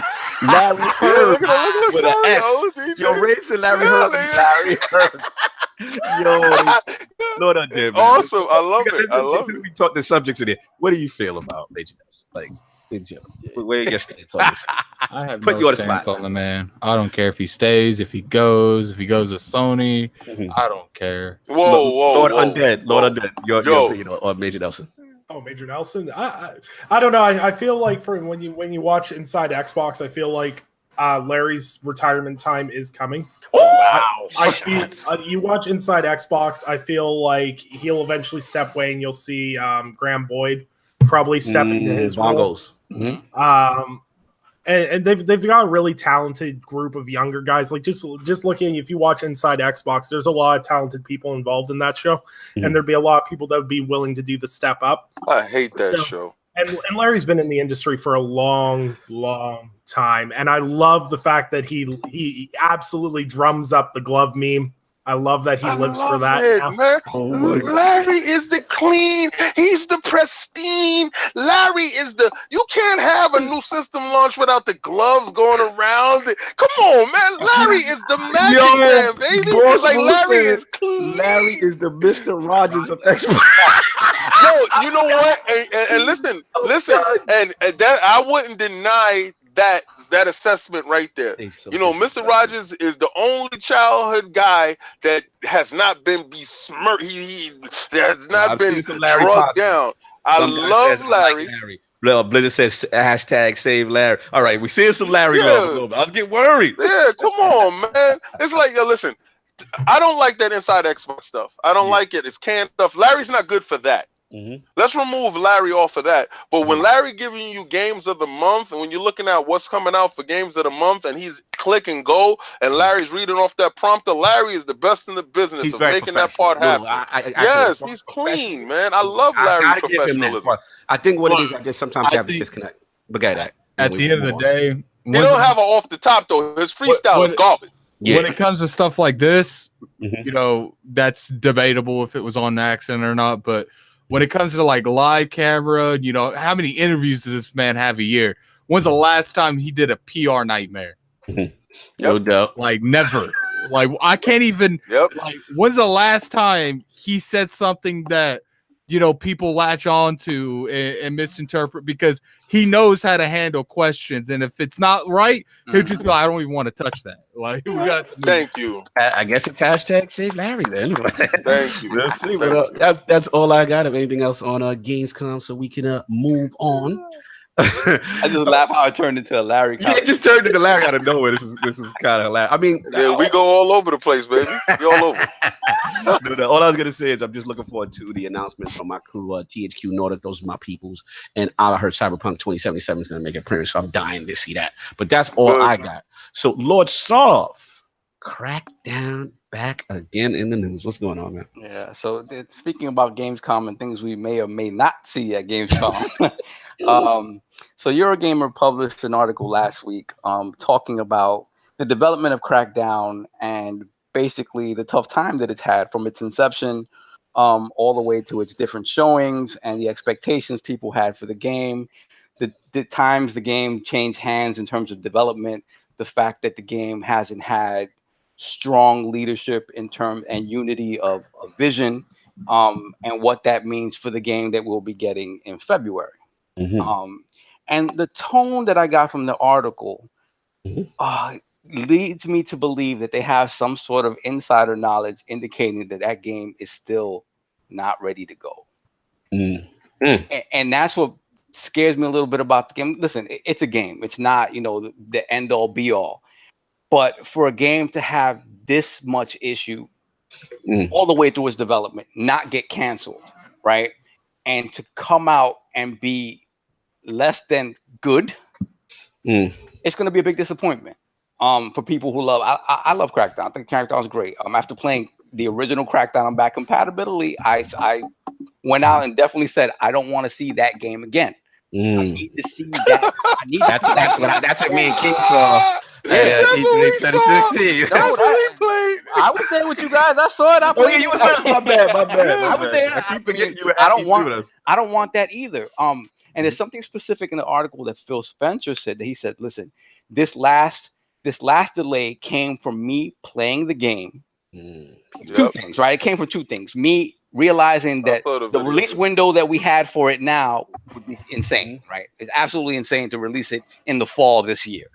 It They called it the blast zone. Exactly. It is they called it the blast zone. Now, beyond that, that's a valid reason. Beyond that, he said, I played the game and I love Crackdown and it didn't feel right. He was head of development on the original, or was it the second Crackdown? Wasn't he overseeing Microsoft games at that part? He may on the original Crackdown. I mean, timeline may add that's what I'm he not said sure. in the video. I'm not sure. Okay. He said that in the video that he was ahead, and that was part of one of his babies. That's what bothers me about that last statement, is that a year out from launch, less than a year out from launch, you're saying the game doesn't feel right. So what I gotta ask you guys is, what game do you think we're getting in February? I don't know. Let's get Undead on this. The thing is with Crackdown 3 is, like, I've covered Crackdown 3 exclusively on the website, all the bumps and all the things issues that have gone on with it. And there was 3 companies working on Crackdown 3 originally. There's Sumo Digital, there's the one that escapes me right now, and then there was the Cloud Engine, which was handling all the multiplayer destruction. Well, the other one developer dropped out last year. Cloud Engine just the head guy, whose name was head guy is Dave Jones. Dave Jones on Cloud. Yeah, Dave Jones. He quit, and he is now part of Epic Games, and he's part of the Fortnite movement now. And his company went with him. So Cloud Engine's now part of not part of Fortnite. It's now part of Epic Games. So that Epic Games is using that company to their full potential now. So the only people that are still working on Crackdown 3 is Sumo Digital, which they do a fantastic job. They have some great games in their catalog, but I don't know if they've got the scope to deliver on the promises that have been sent with this game. And Lord Undead, I heard that shout out to Jez Gordon, that's my dude, Xbox 2. Yeah, through Jez, I heard that the single player is still being worked on. Currently right now. As far as it sits, everything is still being worked on. As for, like, from what I know, and Jez would have better sources than I would in that regard. But as far as, like, people are saying that this game is still far off, they need another delay, but they can afford to delay this game again. It's a running. Let me give a shout out. Let me give a shout out to Xbox. Xbox 448. We were talking about this yesterday, and I got to give a lot of credit to his insight on certain things. But I went back to the original source of the game when they showed the game, and they showed the game in its form when it was doing the destructibility. Remember when they shot down that building and the building fell in the slow motion and everything was breaking around it? All right. Now, look at the graphics in that game, right? And I don't know what system they were using, but it made me feel like Trip Hawkins was back, and Trip Hawkins was here, live in the flesh. The captain of the finesse team, Trip Hawkins, was actually, listen, I've never been finessed in a fashion of Trip Hawkins. Trip Hawkins was a master showman. He was a magician live in the flesh. He showed you things that really wasn't there. He lied in your face with a smile and got it across to get those guys to sell and buy. He loved Trip. He loved Trip. Listen, I know he does. And I got no problem with that. But that man is the ultimate. If you want to get something sold, you bring in Trip. Trip is going to get it sold no matter what, because what you see is not what you get, but what you get is not what you see. And I think they did that, and they thought they can reach that goal. I saw that original video again yesterday. And after seeing what we got now, the systems and the games that we're playing, nothing looks like that game that we got now. And I don't think until we get the next system, it would look like that. Let me read you a little piece. Let me read a quick little piece from the article. It says, Jones' eye-catching demo that showed impressive destruction tech in a multiplayer Crackdown-themed environment, it turns out, was only ever about showing off the potential of the cloud. It was never intended to represent gameplay gamers might actually get to experience. Yeah, that's what has me And worried. that's the problem. That's the problem. We're married to that. Killzone 2 all over again. Well, that's the thing, though. Is like when people don't understand what Jones is like. His whole purpose wasn't to make Crackdown 3 the most amazing thing ever. He was trying to sell his cloud engine software, and he was using Crackdown 3 to sell his cloud engine software and how well it runs and everything else. And Crackdown 3 demoing well would have done really, really well for him. Right. And everyone went full in on that company after that first show. Absolutely. Now my question you Undead is, do you think that is a finesse? Do you feel misled after now the layers are coming off due to this Eurogamer article? That's all. Look, I'll be honest with you. I never had an interest in Crackdown from 1, 2, and 3. Like there's no interest there. However, on the technological standpoint that they were trying to achieve with 3, it picked my interest because thank you. Me and you the same. Yep. Go ahead. Yeah, because like the what this could bring to other games if this was to pull off would be amazing. Dude, let me jump in. You got me excited. Dude, like I'm in the same position as you, Undead. I am not a Crackdown guy from the very beginning. Even I think I only bought the first one. Wasn't it a pack-in with the Halo 3? Yep. And that's the only reason why you brought it. Yep. I did not care about that game. It did nothing for me. No disrespect to the people who love it. It's just not my cup of tea, right? I'm like, I'm getting that Halo early, so I guess I got to play this game. So, with the whole thing is, I agree with Lord Undead completely. When the cloud destruction part was announced and debuted, from a technical standpoint, because I'm a techie, that excited me. I'm like, okay, so finally we can see some real world implementation of quote unquote the power of the cloud. Right?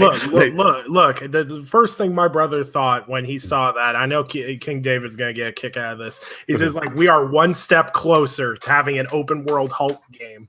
That would be total destruction of a city running loose with the whole, and it just gave. Remember, they were like, "Yo, the assets are all being done in the cloud," and you know what I'm saying. We 20 times the computational power. Yo, you know what? That's set Microsoft up for a huge fall. Yes. But that's gonna lead into my topic, and I'm gonna do that later. But I understand what that did for Microsoft at the time and for the sale of that software. Yes, of course. He Trip Hawkins the hell out of it. He did. All right, he did. And maybe it doesn't come out this generation that software works in the capacity or the form that he wants it to, unless you have optimal a CPU power to do that across the board through the cloud and let those computations come down. Right? Okay. Maybe it doesn't happen then, but maybe it happens in the future. But that man sold his software, and he did it in a very spectacular fashion that he fooled millions. And then he dipped off, and now he's with Epic. So he got a bag. He got his bag, and he's out. And you know the best part is his official job title at Epic has nothing to do with cloud engineering. No. He is their esports director. Like Joe. To be fair to him, though, it wasn't him finessing that and just moving on. This is part of the problem that the game has had through its entire development, that it's changed hands a number of times. Yeah, that is correct. So it isn't necessarily his fault, because he said once the Sumo people came on and became the primary developer, like his involvement in the game was only advisory. So his involvement just continued to diminish, not necessarily because he chose it that way. Yeah. So, it's just one of those things. This is another thing that's interesting to me. So they recently talked about, getting the game to the finish line and what that means, right? So they put Ken Lobb in charge of making sure that the team maintains focus. Like, how did you not have this type of person in charge from the very beginning, making sure there's focus and you're hitting goals that are hittable, right? And it just seems like everything from like in inception of the concept, how they wanted to expand on the concept to its execution, there was just nobody was on the same page. Is what it feels like. Sovereign, can we agree that Crackdown is really the B team? Oh, yes. Well, so right. yeah, No, people are it's the concerned. B team. People are concerned with Sumo Digital handling a title like this. Right. No, I'm talking about when I say it's the B team. We all know Microsoft has Big Mac, fries, and shake, right? So that is the A team. Right, we can agree to that part, right? That Halo, Forza, and Gears is the A team. Crackdown is part of the B team. Fable, Crackdown, and whatever the hell else. I don't know. My concern is them not wanting to make it more than what it is already. But see, I disagree with that part, so only because the only thing that gives me a little hope is when Phil himself plays it and is like, "This is not a go." I think it got out of. I think it got out of control. Yeah. When the expectations of the B teams, when I say B team, I'm not talking about the development team. I'm talking about the how they view it. This got a budget of this, and let it be that. I think it got out of control. Soon as Scalebound got canceled and expectations of this game, right. So they said, "Damn, even if we wanted to cancel this game, we can't. We can't. Not with the climate right now." And let me just get this one point off, Ken, because you're making fantastic points. The thing too is just like, again, when I see the comments from Phil, and like I said, he said, he's like, "This is not a goal. Let's put some more time in." And now this Eurogamer comes to, and let's be honest, like, Phil really has been transparent with this whole situation. Like, usually when bad information to try to get sources, like Eurogamer is getting the sources. So clearly he cares about this game enough to try to get this out there. The only concern I have is the elephant in the room is kind of the Titanfall 2 syndrome. Look at that release date also. You know what I'm saying? You're still putting it in a bad situation where it's not. They need to attach it. They need to do what they did with the other one, with putting like a Halo or some type of demo attached to this game. And nowadays, you really can't do that strategy because most of the games is being purchased digitally, and most of the games, all the games now, is going to Game Pass. So that strategy is a dinosaur now, is a relic. It can't be used. So the way that they was shoehorning this Trojan horse game to you before, that can't be done anymore. So how can we package this game to get it to us? And I think Game Pass is the perfect way to Trojan horse that game to you. Probably so. It's because basically, it's hella high water, and they're figuring, hey, Game Pass, maybe we'll give them games. We didn't get added. This is real quick. And this is the thing, though. So do you guys think if Phil touches that game again in January and he says, no, it's not ready, do you think he moves it? This is what I say. Yeah. And I got to jump on this because this is going to lead into somewhat of the poll question. But the thing is, I say, if it's still what it is, well, just save that to Scarlet. Let's move this to Scarlet. Like, it's clearly not ready. It's clearly still having issues. If the computational power is not there, or just change direction. We've seen this with titles like Rise. Remember, Rise was like a Connect game, if I remember, when it first announced. There's nothing. Look, I understand from an egotistical standpoint and from a perception standpoint, right? It doesn't look the greatest. You delay it again. But what's the alternative? You put this thing out. It's a 60-something Metacritic. You know what I mean? And you're gonna get killed again. And another Microsoft first party that didn't do it. You know, so my thing is just it's okay. Unless financially it's really gonna kill them. You know what I'm saying? I say Xbox Scarlet. Go ahead, Attic. I hear you in the back. I think you would probably have to rebuild the entire game for Yeah. Rebuild. Listen. Do it. If this game isn't ready by February, I'm sorry, they just need to cancel it. Let me get Undead on this. That last part. I'm dying to hear his perspective on that. Well, see, with Crackdown 3, like I'm still one of those people that think they should they should have kept time on Scalebound and they should have canceled Crackdown back then.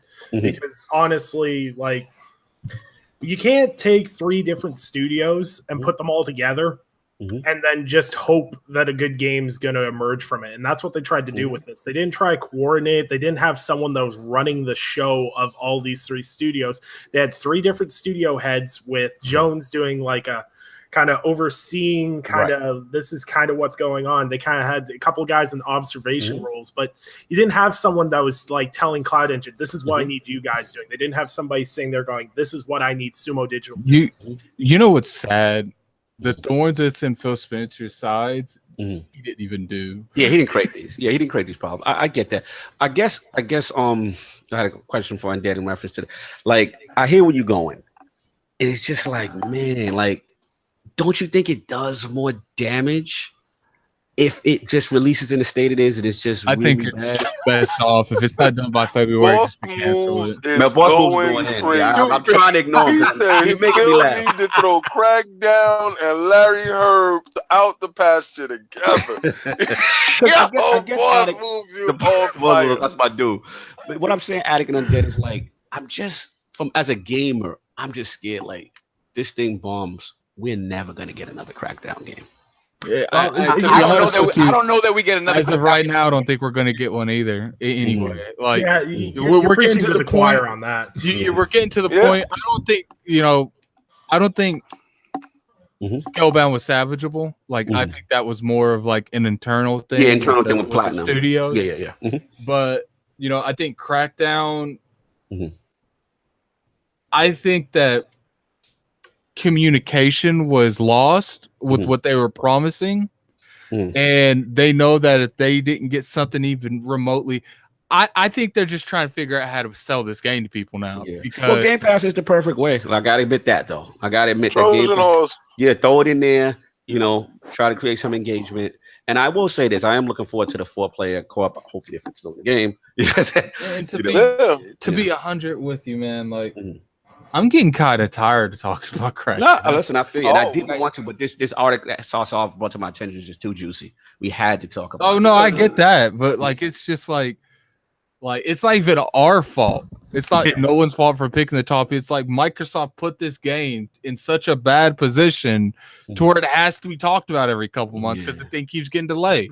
Well, my bigger question is, why did Microsoft decide that Crackdown, a franchise that was not one of their big heavy hitters, had to be a heavy hitter this gen? Why Crackdown 3 had to be the... Because they had no games. They had no games. They had no games. They didn't have anything. If Crackdown came out and it did what the multiplayer is supposed to do, I don't think this game would have an issue. But I think that's the issue. They can't get the multiplayer. And I want you to go back and look at that video. Right. And I think if there's back and look at that video. Go back and look back at that original video. Yeah, no, it looks ridiculous. And to Undead's point, I think you're gonna wager new tech on anything that's unproven, you're gonna wager on like King said, a B team. Like a B team. If they had put out a Halo video utilizing this stuff and it didn't come to pass in the Halo game, the pushback would be much more than for Crackdown. And plus, I get that, but at the end of the day, Microsoft be taking so many L's. Like this topic has died. This topic has died and it's in the bushes. Let's move on. So unless you got anything else to finish off your topic. No, man, that's it. I want a decent Crackdown game. I don't know that we get that. You are not the only one. It has got to the point where everybody eyeballs is on this and they gotta have good moves. Yeah, it's a shame. So, Lord Addict, you got a good one, man. Scarlet talk. Let's get to it. I just want to briefly go over this because I don't want to go too much over, but with the Scarlet, whatever it's going to be called, what do you think is required at launch for this system to be successful? I want to jump in, but we got to guess. Go ahead. Oh, I'm ready. Good, Undead. What you got? To be successful, well, the thing is out the gate, not out the gate, hit the ground running. Well, we know what sells consoles. That's realistic. We know what sells consoles at the gate. Price point. Because let's face it, it would have been a whole different start at the gate if we hadn't had the Force Connect bundle with Xbox One. If Xbox One didn't launch with the Kinect and was the same price as the PS4, let's face it, Sony's launch lineup was not as good as the Xbox. Was not great. Microsoft's wasn't amazing, but they at least had a launch lineup. And if the thing is what you're seeing is you see all these studios gearing up, you see Sony's gearing up stuff, you see Microsoft's gearing up stuff. I think we're going to see one of the best console launches for software and hardware. I think there's going to be games that I 100% believe that the new Halo game will be the launch title. Damn, you stealing my points on that. Damn you. Because like 100%, you want to sell people an Xbox. You want to make them forget about everything that went wrong with Xbox One. You lay the gauntlet down. Give them an Xbox. Give them Halo. Facts. And people will, and especially like Halo, new engine, reworked from the ground up. You're gonna hit every person that ever owned an original Xbox, an Xbox 360. And you put a nice price point on that, plus the services that Microsoft has been building on the Xbox One. That's all going to add up for a very, very interesting start. That's if they keep that, and that's the key thing is affordability. Yes. And I know it seems like a stupid thing to fight about now because we're so far into the generation. Everything's almost pretty much the same price except for like the Pro and the X are like $100 difference. That's like the only wiggle room we've got price wise at the game. But when you launch off a console, we saw it with the PS3. It was like $300 more expensive than the 360. Nobody wanted the PS3, fat boy. But that's the thing is like price point and software are huge pushes, and that's why if you look at the numbers of the Xbox One and the PS4 right out the gate, they weren't fantastic, and that was because because a lot of the games were still available on PS3 and Xbox 360 for a while, and the launch games were like they weren't fantastic. So they're looking to give you a reason to buy it day one because Microsoft realizes that they can't catch up this generation. They got to start focusing on next generation. Facts. Yo, let me jump in, and that got me hyped. Stole my price point thing, but it's all good. Great minds think alike. Yo, straight out the gate, man. They have to have, first of all, Addy, I love this topic. Straight out the gate, strong launch lineup. You got to follow like that Switch and that Dreamcast script. You got to have 8 to 10, you know what I mean? And Halo Infinite got to be part of it. I mean, it doesn't have to be, obviously, if they have another big game that's good, fine. But if any possibility that Halo Infinite is ready, I'm with Lord Undead. You have to throw that in launch. You put the gauntlet down. This is our baby. This is the new engine. This is what you can do. So that's one. Two, this is a king move. You got to demonstrate power.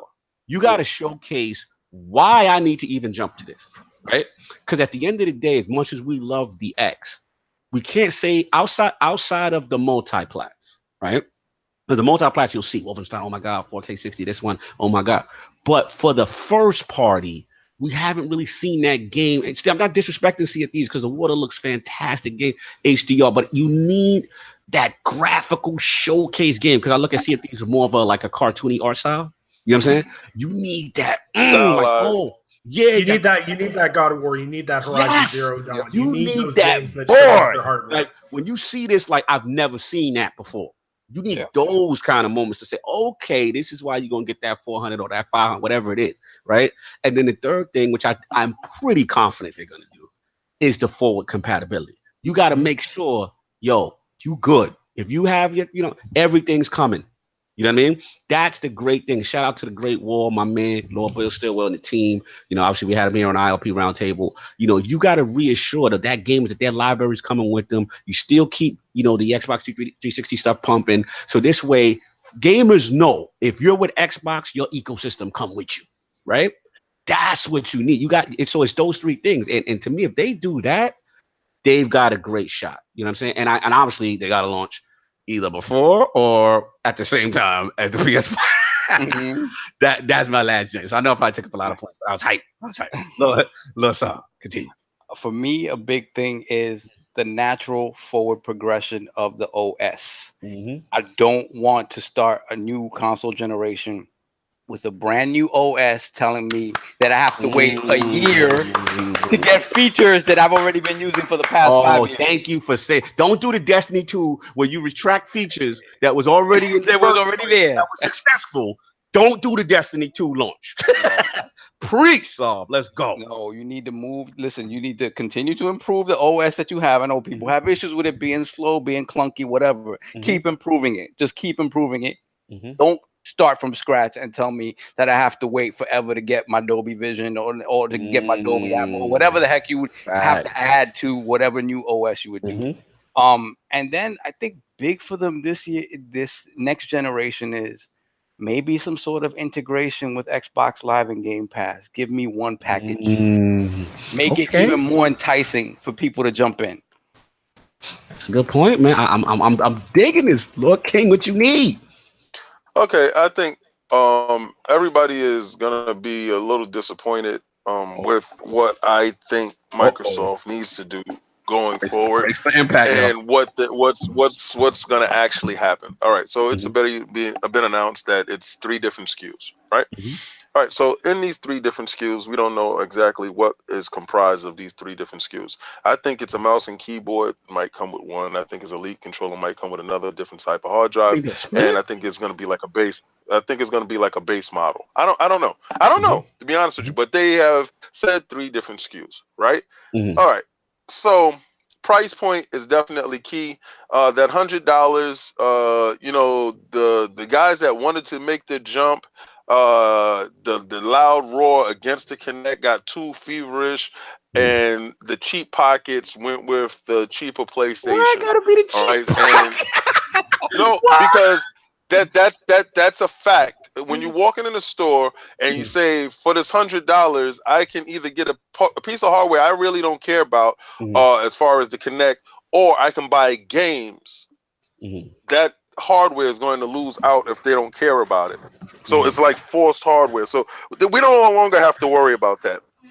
People are complaining about the X price being over the Pro now, not taking into account that when you put on your X and you play all these older games, it hypes those games up. But you can't see that unless you have that to understand.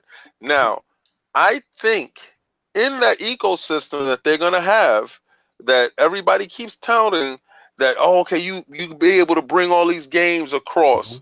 The same complaint that I had last week, where I feel Sony has a leg up. This is the argument on Sony's side, is when they cut off that generation, they come in with games that look great, utilizing that hardware, so and what not you're worrying implying, about the old pack. So what you're implying, what I'm implying is that compatibility is a detriment because you don't get the full power of the system. It's a double-edged sword. It's a blessing and a curse. Right? Now, this is where the cloud comes in. And I think this is the part where the cloud actually is going to help. I think Scarlet won't necessarily need the power of the cloud. Right? I think Scarlet is going to be robust enough that it can actually force those games to run native 4K. Because remember, all these games have scalability. Right. So when you put these games on, if they were checkerboard up, I believe in Scarlet, they're going to be running at actual 4K. Shout out to Xbox. We talked about this yesterday. We had a great conversation. There's going to actually be 4K native and 60 frames, hopefully. Or if it's 1080p, it's definitely going to be 60 frames. I think it's going to push those games forward to get to that level, right? And then the cloud is going to be used for older Xboxes because remember, they don't want to exclude anyone. They're gonna be saying stuff like, well, if you have an Xbox, these games are still playable on your system with the use of this. And I believe that package comes in. That's how they're gonna sell you on that package that Sovereign is talking about. Game Pass, Xbox Live with the power of the cloud. And that can get across that way. I don't think going forward, nothing is gonna be more important than price point. And I definitely do not believe Halo is gonna be a launch title. At all. Do you think it's not ready? Okay. No, I don't think so. But I believe they will definitely have something in the form of the Fable. I believe they noticed how Zelda pushed that genre on the Switch. Zelda sold Switches. And Zelda continues to sell Switches. So if they can get a Fable in the vein of a Zelda, Fable's not ready. I don't think Fable will be any close to being ready. Yeah, but my thing, no disrespect to Fable, do you think it has that iconic name, like where people are gonna rush out to buy a system? That's the only reason why I said Halo. No. Yeah, right. No, so that's why I don't believe it holds that cachet, but I believe that that open world adventure game that you can show something graphical that you was talking about. I see what you're going. That graphical showcase, that newness of it. See, Halo is still Halo, but it's still Halo. You understand? And it's going to sell. And I know they want to hit the mark on that game specifically. But the newness of Fable, because we were waiting for Fable and it got canceled, or something happened to it, and with Lionhead Studio, and these people that are hungering for that game, like Attic and myself and everybody else, that wants that game, when they see it, I believe it's going to sell. But I honestly believe, like Undead said, price point more than anything is going to dictate victory or loss in the next generation. Attic, finish out your topic. I feel like, I don't know, like part of me wants Microsoft to do good next gen, but the direction they're going, where they're like pretty much like 2 generations at a time, I think that's going to be a huge problem. Like people are talking about like the X becoming the base model. Right. So like you're not a fan of this direction of iterative consoles. Because at the end of the day, if you make the X the base model, you're going to have Sony making PS5 exclusives that look twice as good as your game, that do way more different things with your game, and you're still making games for 2 different consoles. I hear where you're going. My question is this, though. Do we really, we have to talk about the elephant in the room, which is Sony. Do we really think Sony is not going to do forward compatibility like Undead? They haven't showed that they will. I think they can't afford not to, but what do you think, Undead?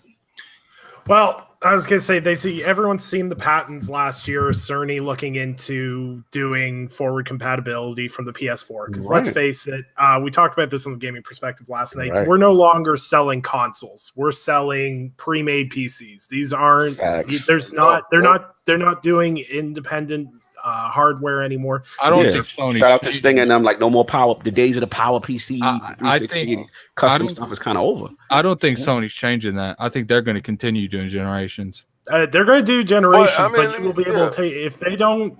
If they sit there and they tell people, like, if they release Death Stranding and Ghost of Tsushima on PS4 and then try to sell remasters for PS5. But they have the hubris to do it. I do think that they got the hubris to do it. Undead, and I want you to answer this one question. Have they done it in the past, and has it been successful for them? It's been mad successful. They've made mad money. Like, people always say, if something's not broke, don't fix it. Sony literally sold remaster after remaster this whole generation. Like, I get that. Like, and I've said multiple times, like, if they don't do backwards compatibility, they're full of themselves. But we're at a situation where you've seen multiple executives saying that we look at in the future, we don't look in the past. Exactly. Look, they have not. I will say this right now.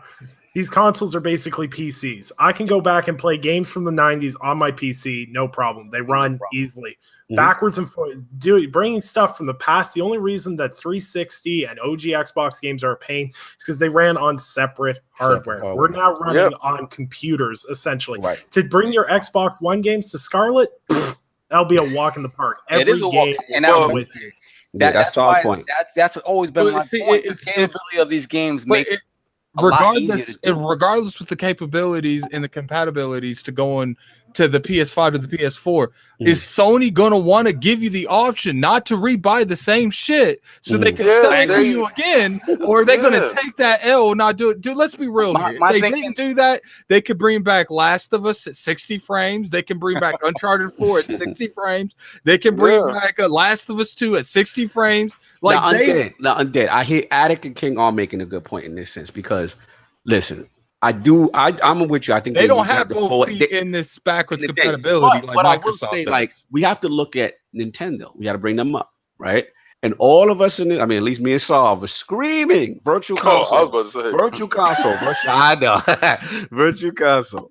And they found the finesse with these mini systems. And as to now, we still have not gotten any of these classic games. All they are being brought on to, the NES Mini, Super NES Mini. They're going to come out in the minis. They want you to buy that mini Tremendous platform. Tremendous revenue in that. So does that factor into your decision process as well? Or are you still like, nope, they have to bring it forward? Sony's going to find with PS4 versus PS5 is that there's been a switch in how people buy video games. I know there's still a lot of people that buy physical games. That's fine. Right. A lot of people have gone heavy digital this generation. And we talked about this yesterday. And the big thing is that if you have 450 digital games on your PS4, for example, and then PS5 comes out, and you trade your PS4 in, but you can't play any of those games they're on. You literally just took your console and 450 games you owned, and they're gone. You don't physically have them anymore. You don't own them. They're gone. I think that itself would be a horrible move. See, I get that, but at the end of the day, I see where David and Addict are saying is that in the money aspect. Because I'm about to tell you, listen, you know what Sony said? Keep it then, don't sell it, and you can still play your games at your leisure. Nobody's telling you to get rid of it, but I'm telling you to buy this new stuff. As of right now, when it comes to game quality, no one is touching them even a little bit. Right. So they're in the driver's seat as the market leader. 2, as long as they drop that Horizon Zero Dawn 2 and that Last of Us 2, people can say what they want. They buy the next console. I see where you're going. Yeah, the thing is though, first-party exclusives will get you to a point, but that eventually runs out. You just have to look at Nintendo. I don't agree with that. Look at Nintendo. Look at God of War. Yeah, you can look at God of War. Sold like 5 million in 1 month. Yeah, I think Sony's positioned themselves better than anyone for that not to be the case. I don't know that they're ever really going to have a dry spell. They don't have no reason. This is the thing. They have absolutely no reason to make any of their systems backwardly compatible. First, we talked about this earlier with the OG PlayStation 3, with the hardware inside. We know that they're not a software company, they're a hardware company, right? All right, so they're going to go the hardware route. They're not putting a PlayStation 4 inside a PlayStation 5. So you're not going to play these games at all.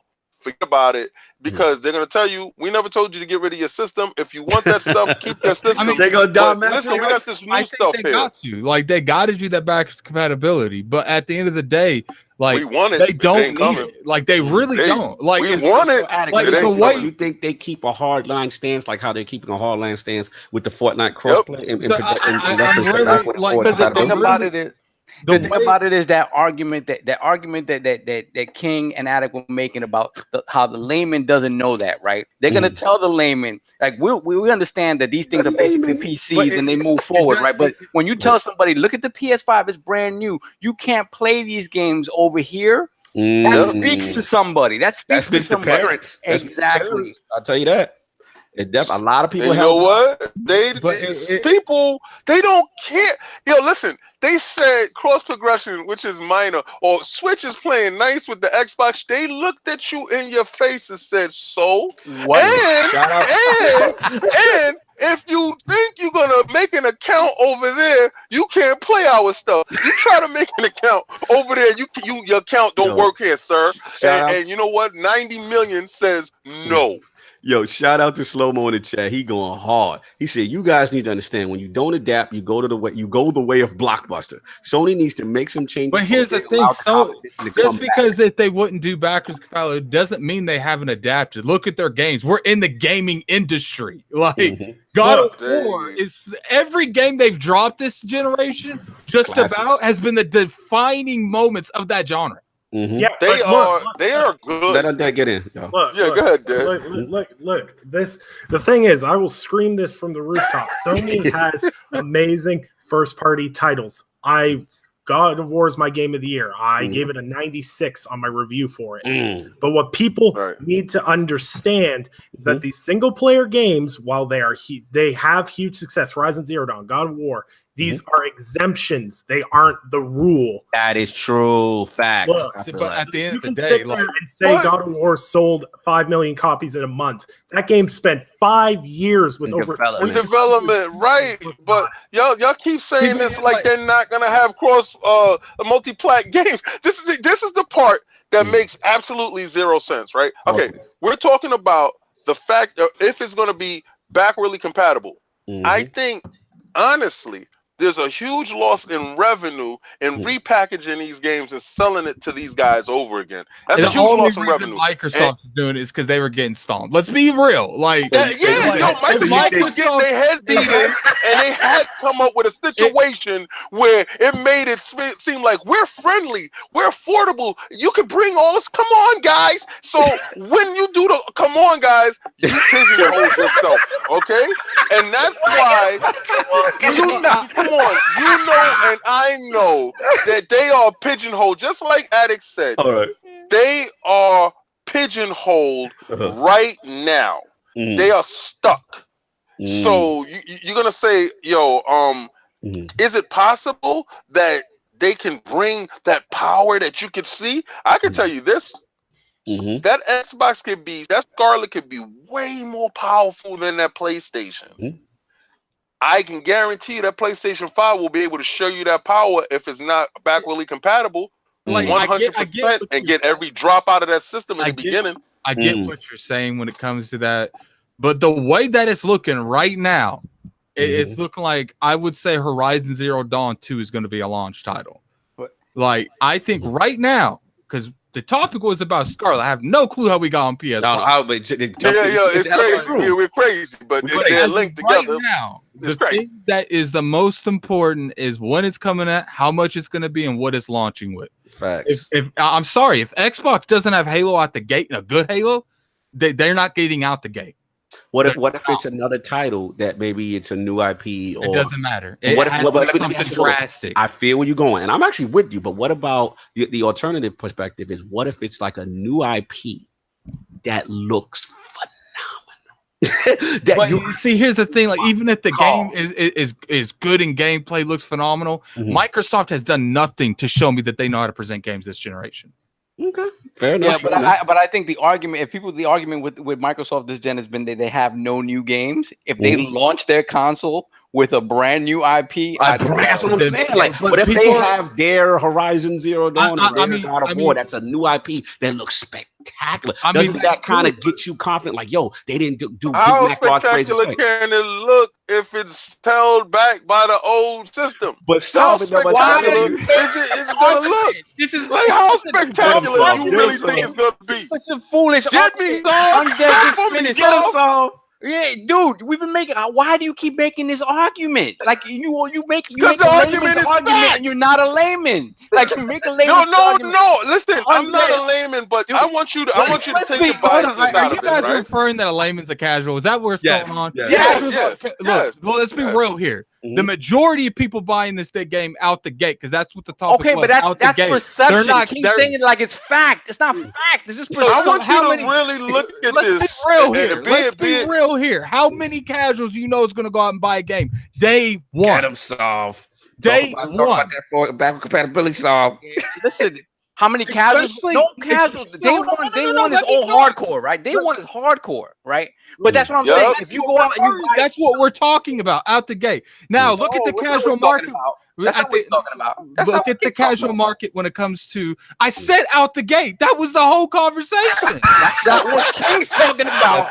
But he's talking about a different. Y'all both talking about a different subject. I'm talking about what King's talking about. We're talking about two different things. Two different things. King is talking about the graphical fidelity being held back because of the old systems coming forward, and you're talking about launch. I think they need to reiterate what they exactly mean by that, because I just like they're saying that no console will be left behind and stuff like that. Can't be for generations going up forward. It just can't. See, what Addict wants and what I know what needs to happen.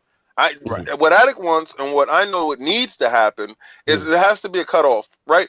This is the reason why, and you're gonna understand this part. This is the reason why.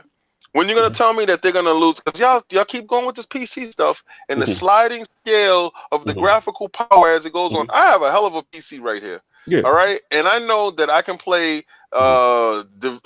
Destiny 2 on a lowest form PC. There's requirements for it. So you go. Let's say we go base. I know where you're going. And now I can play it at the highest form. Let's say Scarlet is its highest form, right? Now, think about the game that says the requirement is only the highest form and base can't be done. This is where I agree with you, King, and I hate to cut you. Where I do agree with you because we're going iterative, right? This is almost mimicking cell phones, right?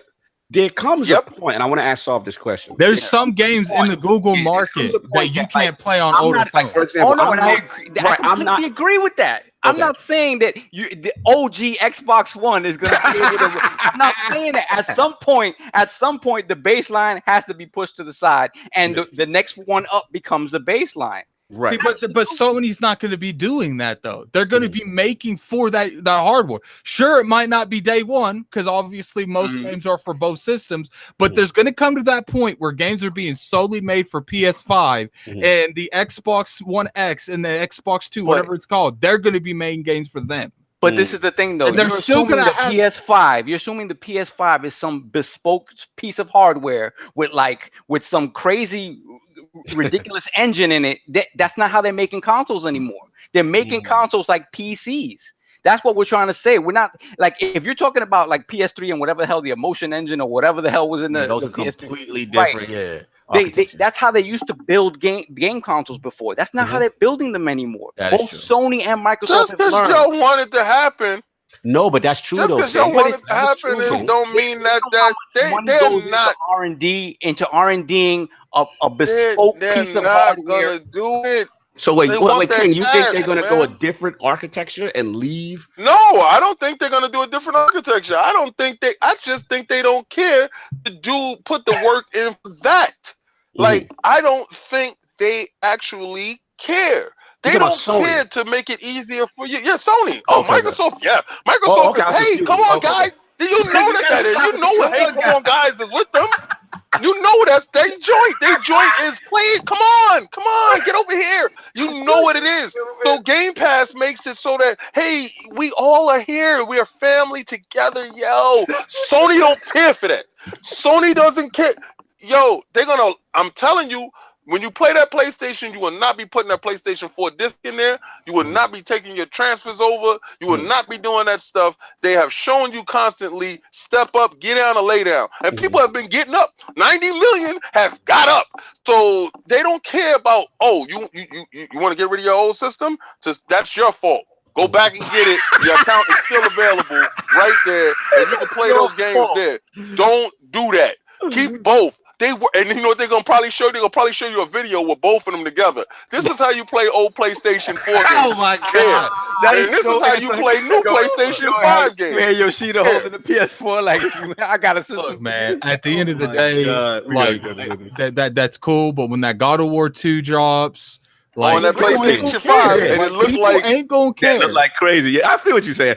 People will they're not gonna care until they see something that crazy and appeal to them, and then they forget. Cognito, you know to get down or lay down. You know they're gonna force your wallet. You know it because it happens all the time. When they show you that joint that can only be played here, when they say only here.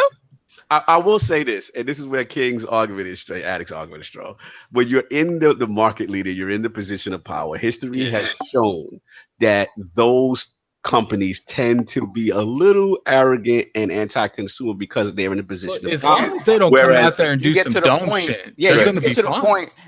You get to the point, like it depends where their hubris meter is. Wherever the hubris is still high because you can't play with Fortnite. Like, so they kept their stance. And they say, hey, if you don't want to play with them, we got us. Are they compatible with the PC or no? They are. They're like, you can play with us on the PC, the largest community in gaming. I was like, whoa, yo, that is true. Yo, they are so full of themselves. They said that's a you problem. Get over yourself. Exactly right.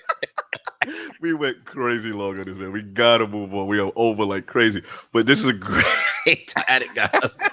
Oh my God, King, bring us home, man. All right, so we know that PlayStation, or we assume that PlayStation has doubled the sales of Microsoft, right? And everyone is talking about this generation like Microsoft is the loser. But we have constantly saw that year on end, Microsoft has posted gains in revenues and in market share in both divisions, in Microsoft and in Xbox. It has shown that it has sold, as far as money-wise, probably outpacing the PlayStation in some regards. They have services that are set up for the future. This goes back to the last conversation. With Game Pass and Xbox Live, they make tons of money in these areas, and they're set up for the future. My question is, in knowing that they're up 39% in revenue from last year and up 34% in Xbox Live and Game Pass revenue, did they really lose this generation when they're making money hand over fist? They did 16 billion as a company this year, and Microsoft contributed, I believe it was 6 billion to that 16 billion. Did they really lose? This is a good That's one, my man. question. Lord Undead, what do you think now that the financials are coming out and the revenue and software services revenue is up 36%, gaming revenue is up 39%, the Xbox division as a whole financially seems to be doing like, what do you think, this means towards gaming for the future and just maybe the rhetoric going out there as far as Xbox? Well, what Phil Spencer and the Xbox division has done very, very well is they recovered from a very, very bad hand they were dealt by Don Matrick right off the hop. And what they've decided to do is they can't outsell Sony in consoles. Sony's got these games, they got all this stuff that's going for them that they can't compete with. They can't fix the games problem off the hop. Sony was working on this problem back on the PS3 and they kicked off PS4 and they've been working on this ever since. It's going to take Microsoft some time to get the software to where it needs to be. So what they've decided to do is to bring in the revenue that they're not getting from the software ends of things. They're using services and trying to be more consumer friendly to get more. It's not necessarily making people go out and buy Xboxes. Xbox is consistently third place in NPDs. People aren't going out and buying Xboxes because they're consumer friendly. People are spending more money on their Xboxes because it's consumer friendly and because the services are available there. Game Pass is fantastic if you're a casual gamer. You have access to over 100 games of all different genres, whether it's 360 games, OG games, Xbox One games, first-party games first there. People are buying into that. People are, buying live to play multiplayer games with their friends. What Phil Spencer and company have done is they've made it easier for people to want to spend money on their console.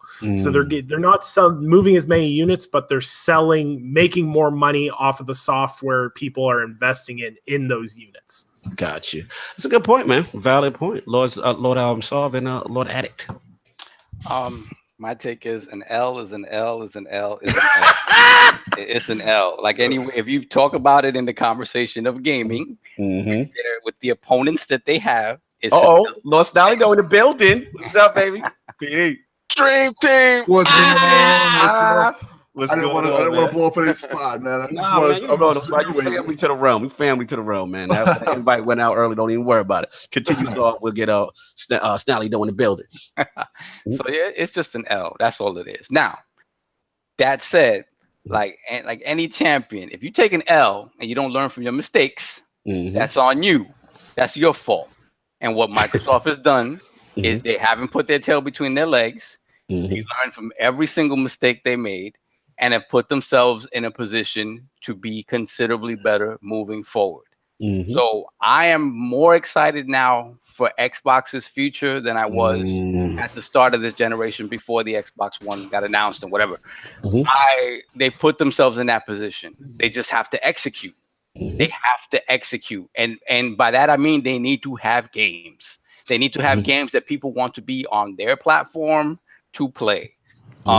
And when I say their platform, I mean, PC, Xbox One exclusives, whatever that means. But they have to be games that you cannot play on a PlayStation. And that's it. And all I know is if the initiative's game fails, it's game over. Why is if the initiative just the initiative fails? It's over? No, I'm saying that they it's put not game so over, much but it's gonna this brand. They're putting so much money into this company. Listen, I Addict, think it would be. They said quadruple A. You respect that name. Look, man. All I know is if the first quadruple A fails, it's a wrap. Like, no doubt. I feel you. Lord, Lord Snaldo, what do you think, man? Now that the Microsoft financials have come out, and it's looking pretty positive as far as revenue. Like I said, software and services revenue up 36%, gaming revenue, up 39%. So there's constant growth, you know what I'm saying, as far as that division, and obviously the statements by Satya, saying that Xbox's plans to be a pillar as far as, you know, their business and Azure and all that kind of stuff. You know, what do you feel just moving on forward? Do you feel like about the doom and gloom that most gamers have about Microsoft? You know, does this quell that? Does this dispel that? Or you need more, you see more? I need to see more. Yeah, I'll like to see a little bit more of what they're planning on doing once, you know, kind of like what you guys were talking about before. I want to see what they start doing in Gamescom. I want to see a little bit more on what their progression is gonna be. I mean, that's what it is to me anyway. So I feel you, man. All about them games, man. Right? It's all about what you're gonna see. What I feel like I was saying last time, we need some exclusives. We need some content for them. No doubt. I'm with you, man. I'm with you on that. Lord King, this year topic, and then I'll jump in before you finish up your topic. Yeah, I mean, listen, I'm with Snaldo in the sense that, like, yo, you know, this, first of all, it is great. I'm with Saab in the sense that this is great news, right? It dispels the myth that, you know, the Xbox division is so much trouble, doom and gloom, and, you know, a lot of the fanboys kind of run behind that rhetoric. So that's good to see, and it's good to see the commitment we see, you know, Phil at the top of the table now, right? That's really positive. You know, gaming related moves, the E3 Infinity Gauntlet moment, you know, where they had studios announcing. I loved all that stuff. It gave me, like Saab said, tremendous positivity for the future of the brand. And 10 billion in revenue ain't nothing to sneeze at, you know what I mean? So, like, but like Los Naldo's, like, it's got to transform into games. At the end of the day, you know, it's great that they're doing well. It's great that Game Pass is knocking it out the park, and all that. But we got to see it, you know. And once we see that finally puts that stamp down. Like, yo, they're here. These are the investments that we remember. I want to be talking about this ILP, you know, 3 years down the road when said announcement by the initiative, or, you know, this Compulsion's new game, or, you know what I mean? Like, I want to see those games come to fruition and let them be quality games. So then we can say, yo, they on it. You know what I mean? This was a good investment. So that's pretty much what I got. But King, to finish up your topic, then we get out of here. Oh yeah, let's finish this up so everybody can go do what they got to do today. Yeah. I can only say this. I say in positive revenue, no one gets fired, right? So okay, good. So when everything is positive, we keep the same status quo, and maybe we add pieces to it. Now, we've been seeing them adding pieces to it. You can't go fast if you don't have an engine. You can't go fast if you don't have gas. You can't go fast if you don't have wheels. Microsoft got their car ready to go fast and start from the gate. Sony is already down the track, so there's no need to try to catch up to them in this race. They're going to wait for the next race. They're getting their ducks in order. They're getting everything ready. I really honestly believe Undead hit it out the park when he said price point is definitely key. I think price point dictates everything, and I understand Microsoft believes that. I know they know that they can't say we just have games and you're going to come over here, or we just have services and you're going to come over here and have a dumb price point. I believe the price point will be very smart. I believe the games will be in effect. I believe that they have the studios ready to move, and you will be comfortable with the people that are in charge, because these people have shown you positive growth all the way through. When a company doesn't have to look down, parent company doesn't have to look down on the smaller company and make changes, that means that that company can go forward and do exactly what y'all looking for. They're listening to you, they're watching us right now, and they're understanding your concerns. And I honestly believe out of every company this generation, they have shown they listen to you, and they have implemented a lot of stuff going forward that can show that the next system that you can be comfortable with purchasing. They're trying to keep their core without going outside the box. They're trying to keep their core base. They want the same 45 to 50 million to purchase 45 to 50 million, whatever Scarlet is going to be.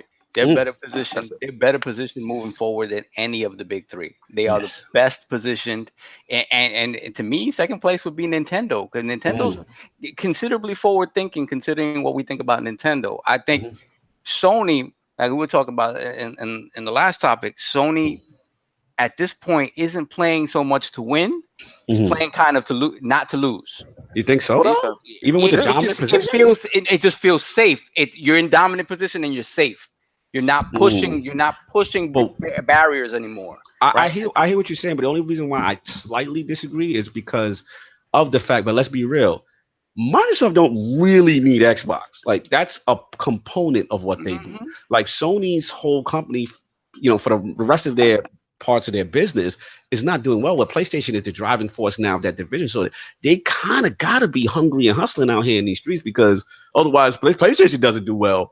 They go under. But I don't mean about that. I mean, obviously, like we talked about the first party stuff, they have that on lock, and they're going to continue to have that on lock, right? But my thing is, look what Microsoft has pushed forward in terms of services, in terms of the online stuff that they've been sort of reluctant to I feel to take the lead on. Yeah, innovation, services, exactly, things that are the future. Okay, I got you. Exactly. So they have the lead, and they're like, okay, this is how we got here. We're holding on to this. We're not going to push the envelope right now.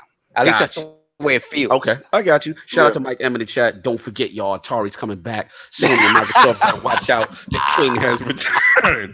Throw Atari in the bushes. Take the bushes, open it up, and throw Atari in it, and close the bushes and zip it back up. Look, everyone can thank anything Microsoft does going forward to the fact of how well Sony did this generation, because you know what happened? You know what changed with this? Sony started making insane amounts of money with the PS4, and the head of Microsoft sat there and went, this gaming stuff is actually profitable.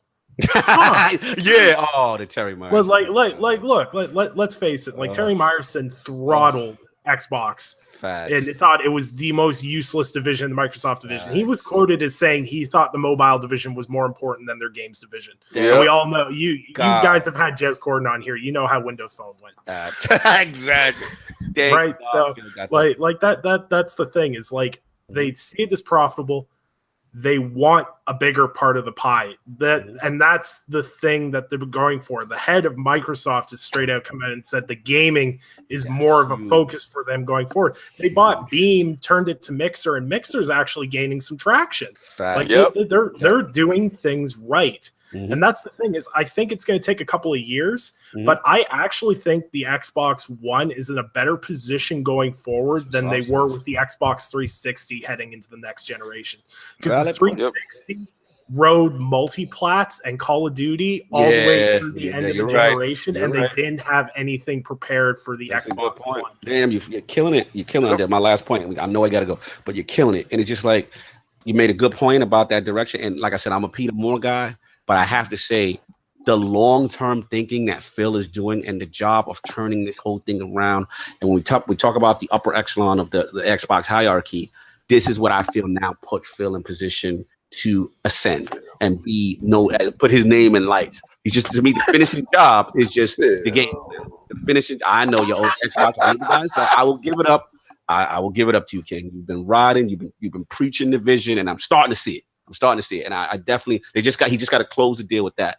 And then, to the point, I mean, they definitely, set up for the future. We'll see what happens. You know what I'm saying? I mean, with the Sony thing, it's going to be interesting. It's going to be very interesting to see how this generation. But that's all I got. We ran crazy over. We got to end the show soon. New ILP poll with the recent article by Eurogamer on the progress and state of Crackdown 3 development. What do you think Xbox should do in terms of its release? 4 choices, y'all. A, keep the release date. Phil was right to delay Crackdown 3. B, scrap Crackdown 3 entirely. It's a mess.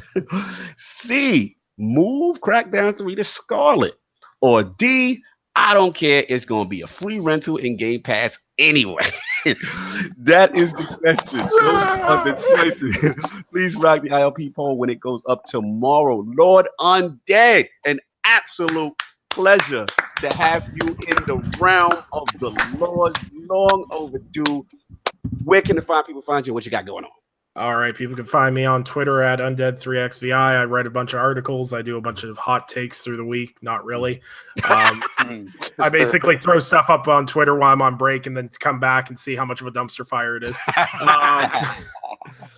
You can find me on YouTube at Undead3XVI. And we're going to be starting to do a little bit of streaming on Mixer, which you can also find at Undead3XVI.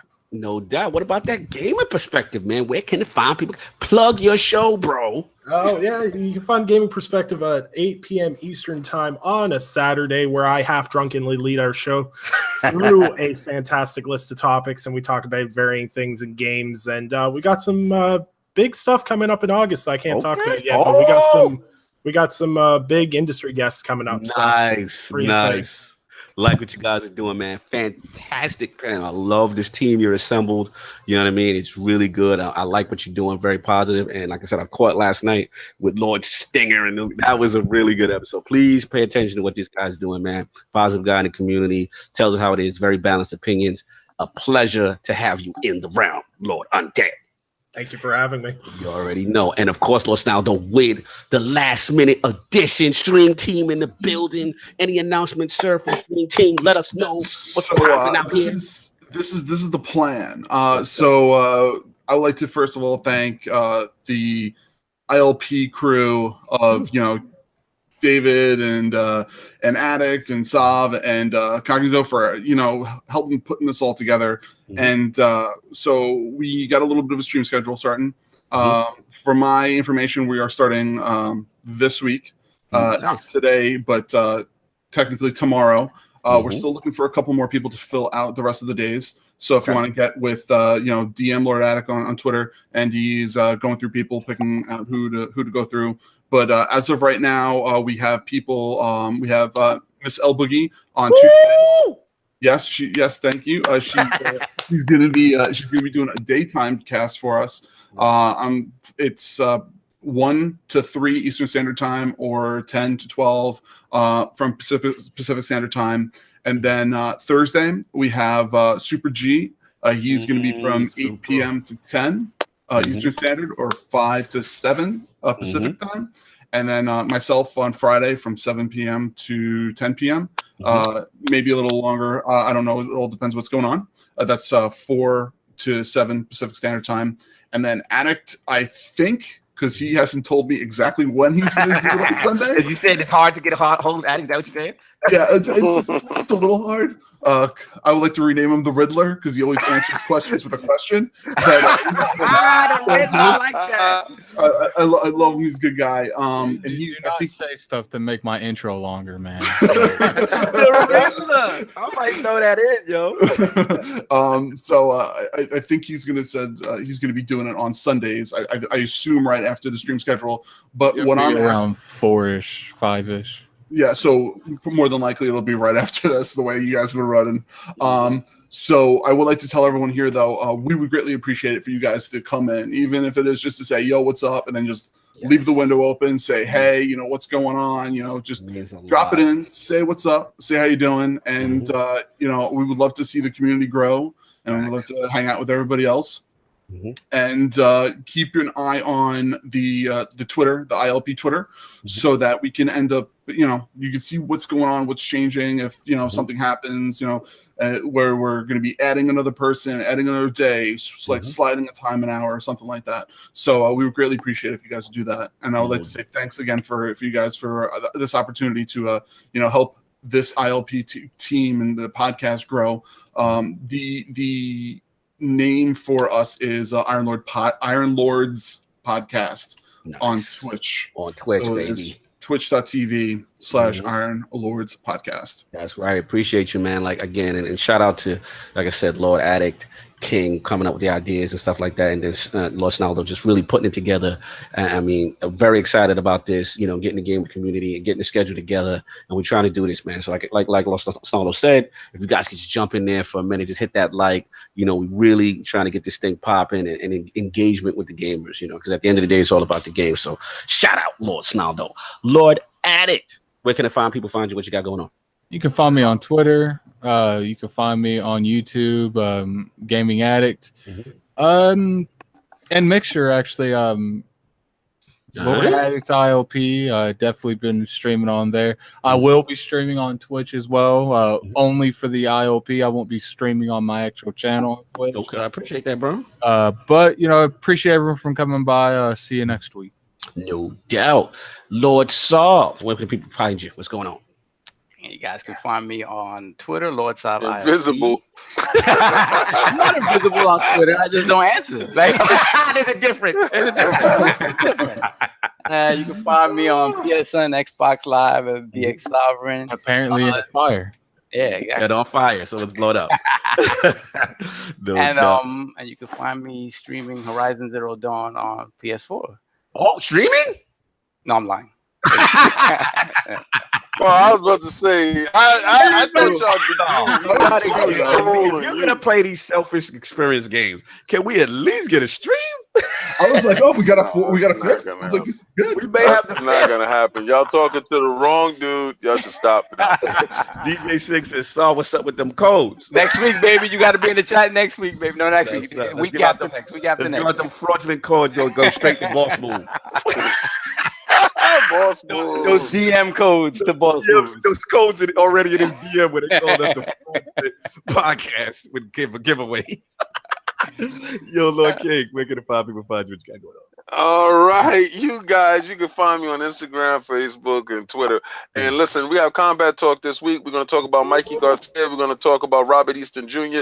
with this big fight that's coming up next Saturday. So I'm going to give you fighter breakdowns. I'm going to give you prediction, and I'm going to give you results. You're going to have 4 shows this week. But I didn't give you anything this weekend. We had some stuff that was going on this weekend, but I didn't feel like it was Combat Talk worthy. Until they step their game up, I'm not going to bring you anything fraudulent. But ILP on Instagram, Facebook, and Twitter. Instagram is lit, y'all. Please. Instagram is follow crazy. The ILP podcast Instagram. Wow. Get in there and see stuff that you have not seen. And catch the Lords out of pocket. Yes. I cannot stress it more than we got things. I got pictures. I got pictures that is going to blow your mind. You're gonna be like, what? You gotta relax. These guys are afraid of what I drop. They're afraid of what I drop every day. And they wake up and they see something new and they shake their head. But I'm gonna tell you right now, get in there. All right. Facebook is more or less, for the promo to let you know the schedules and stuff like that. So Stream Team, you're gonna get that information there. Twitter, you get all of that from us. Interaction. You want to talk to me, you want to go at me, I'm gonna like and I'm gonna retweet everything that you say. So I really don't care. I really don't care. Instagram, you see King in that suit, he looks like a pimp. He looks so Yo, wait, hold on. Salute. Love it, man. Oh yeah, we pimped out. That was for the big 4. That's birthday. But yo, shout out to Mr. Team with Salute. He just subscribed to the Gaming Perspective. That's what we want to see. That's what I'm talking about. Finish up, King. So listen, man, that's exactly where we're at with it. But I'm gonna tell you right now, catch us on every social media so you can see where we at in these events and what's going on. We want you to have engagement with ILP 24/7. If you have a question, if you want to see us playing video games, you want to talk to us, we are accessible. We are not exclusive. We are inclusive. Pure gaming is the motto. 100%. You already know the King is spoken. You already know. Yeah, once again, man, salute again, Lord Undead. Can't thank you for enough for coming on the show. We're absolutely lit. Man, really appreciate it. Please follow this man on Twitter and again, Multiverse Show, as well as the Gaming Perspective. Again, salute to all the newest ILP Patreon subscribers. It means so much to us, man. You have no idea how humbling that is to see you guys rocking with us on our journey. Super shout out to those guys of the Iron Bank. You know what I'm saying? Obviously, the YouTube media, Kaibatsu will get the media up later today. Of course, Flashpoint 23 with Evantis is up. We kind of go in on Game Informer, spoiling a little bit too much, but all in all, a good show. Please catch that. And if anybody got anything else, we could wrap this thing up. Everybody good? All right. Everybody enjoy. We're good, baby. Everybody enjoy your Sunday. Peace.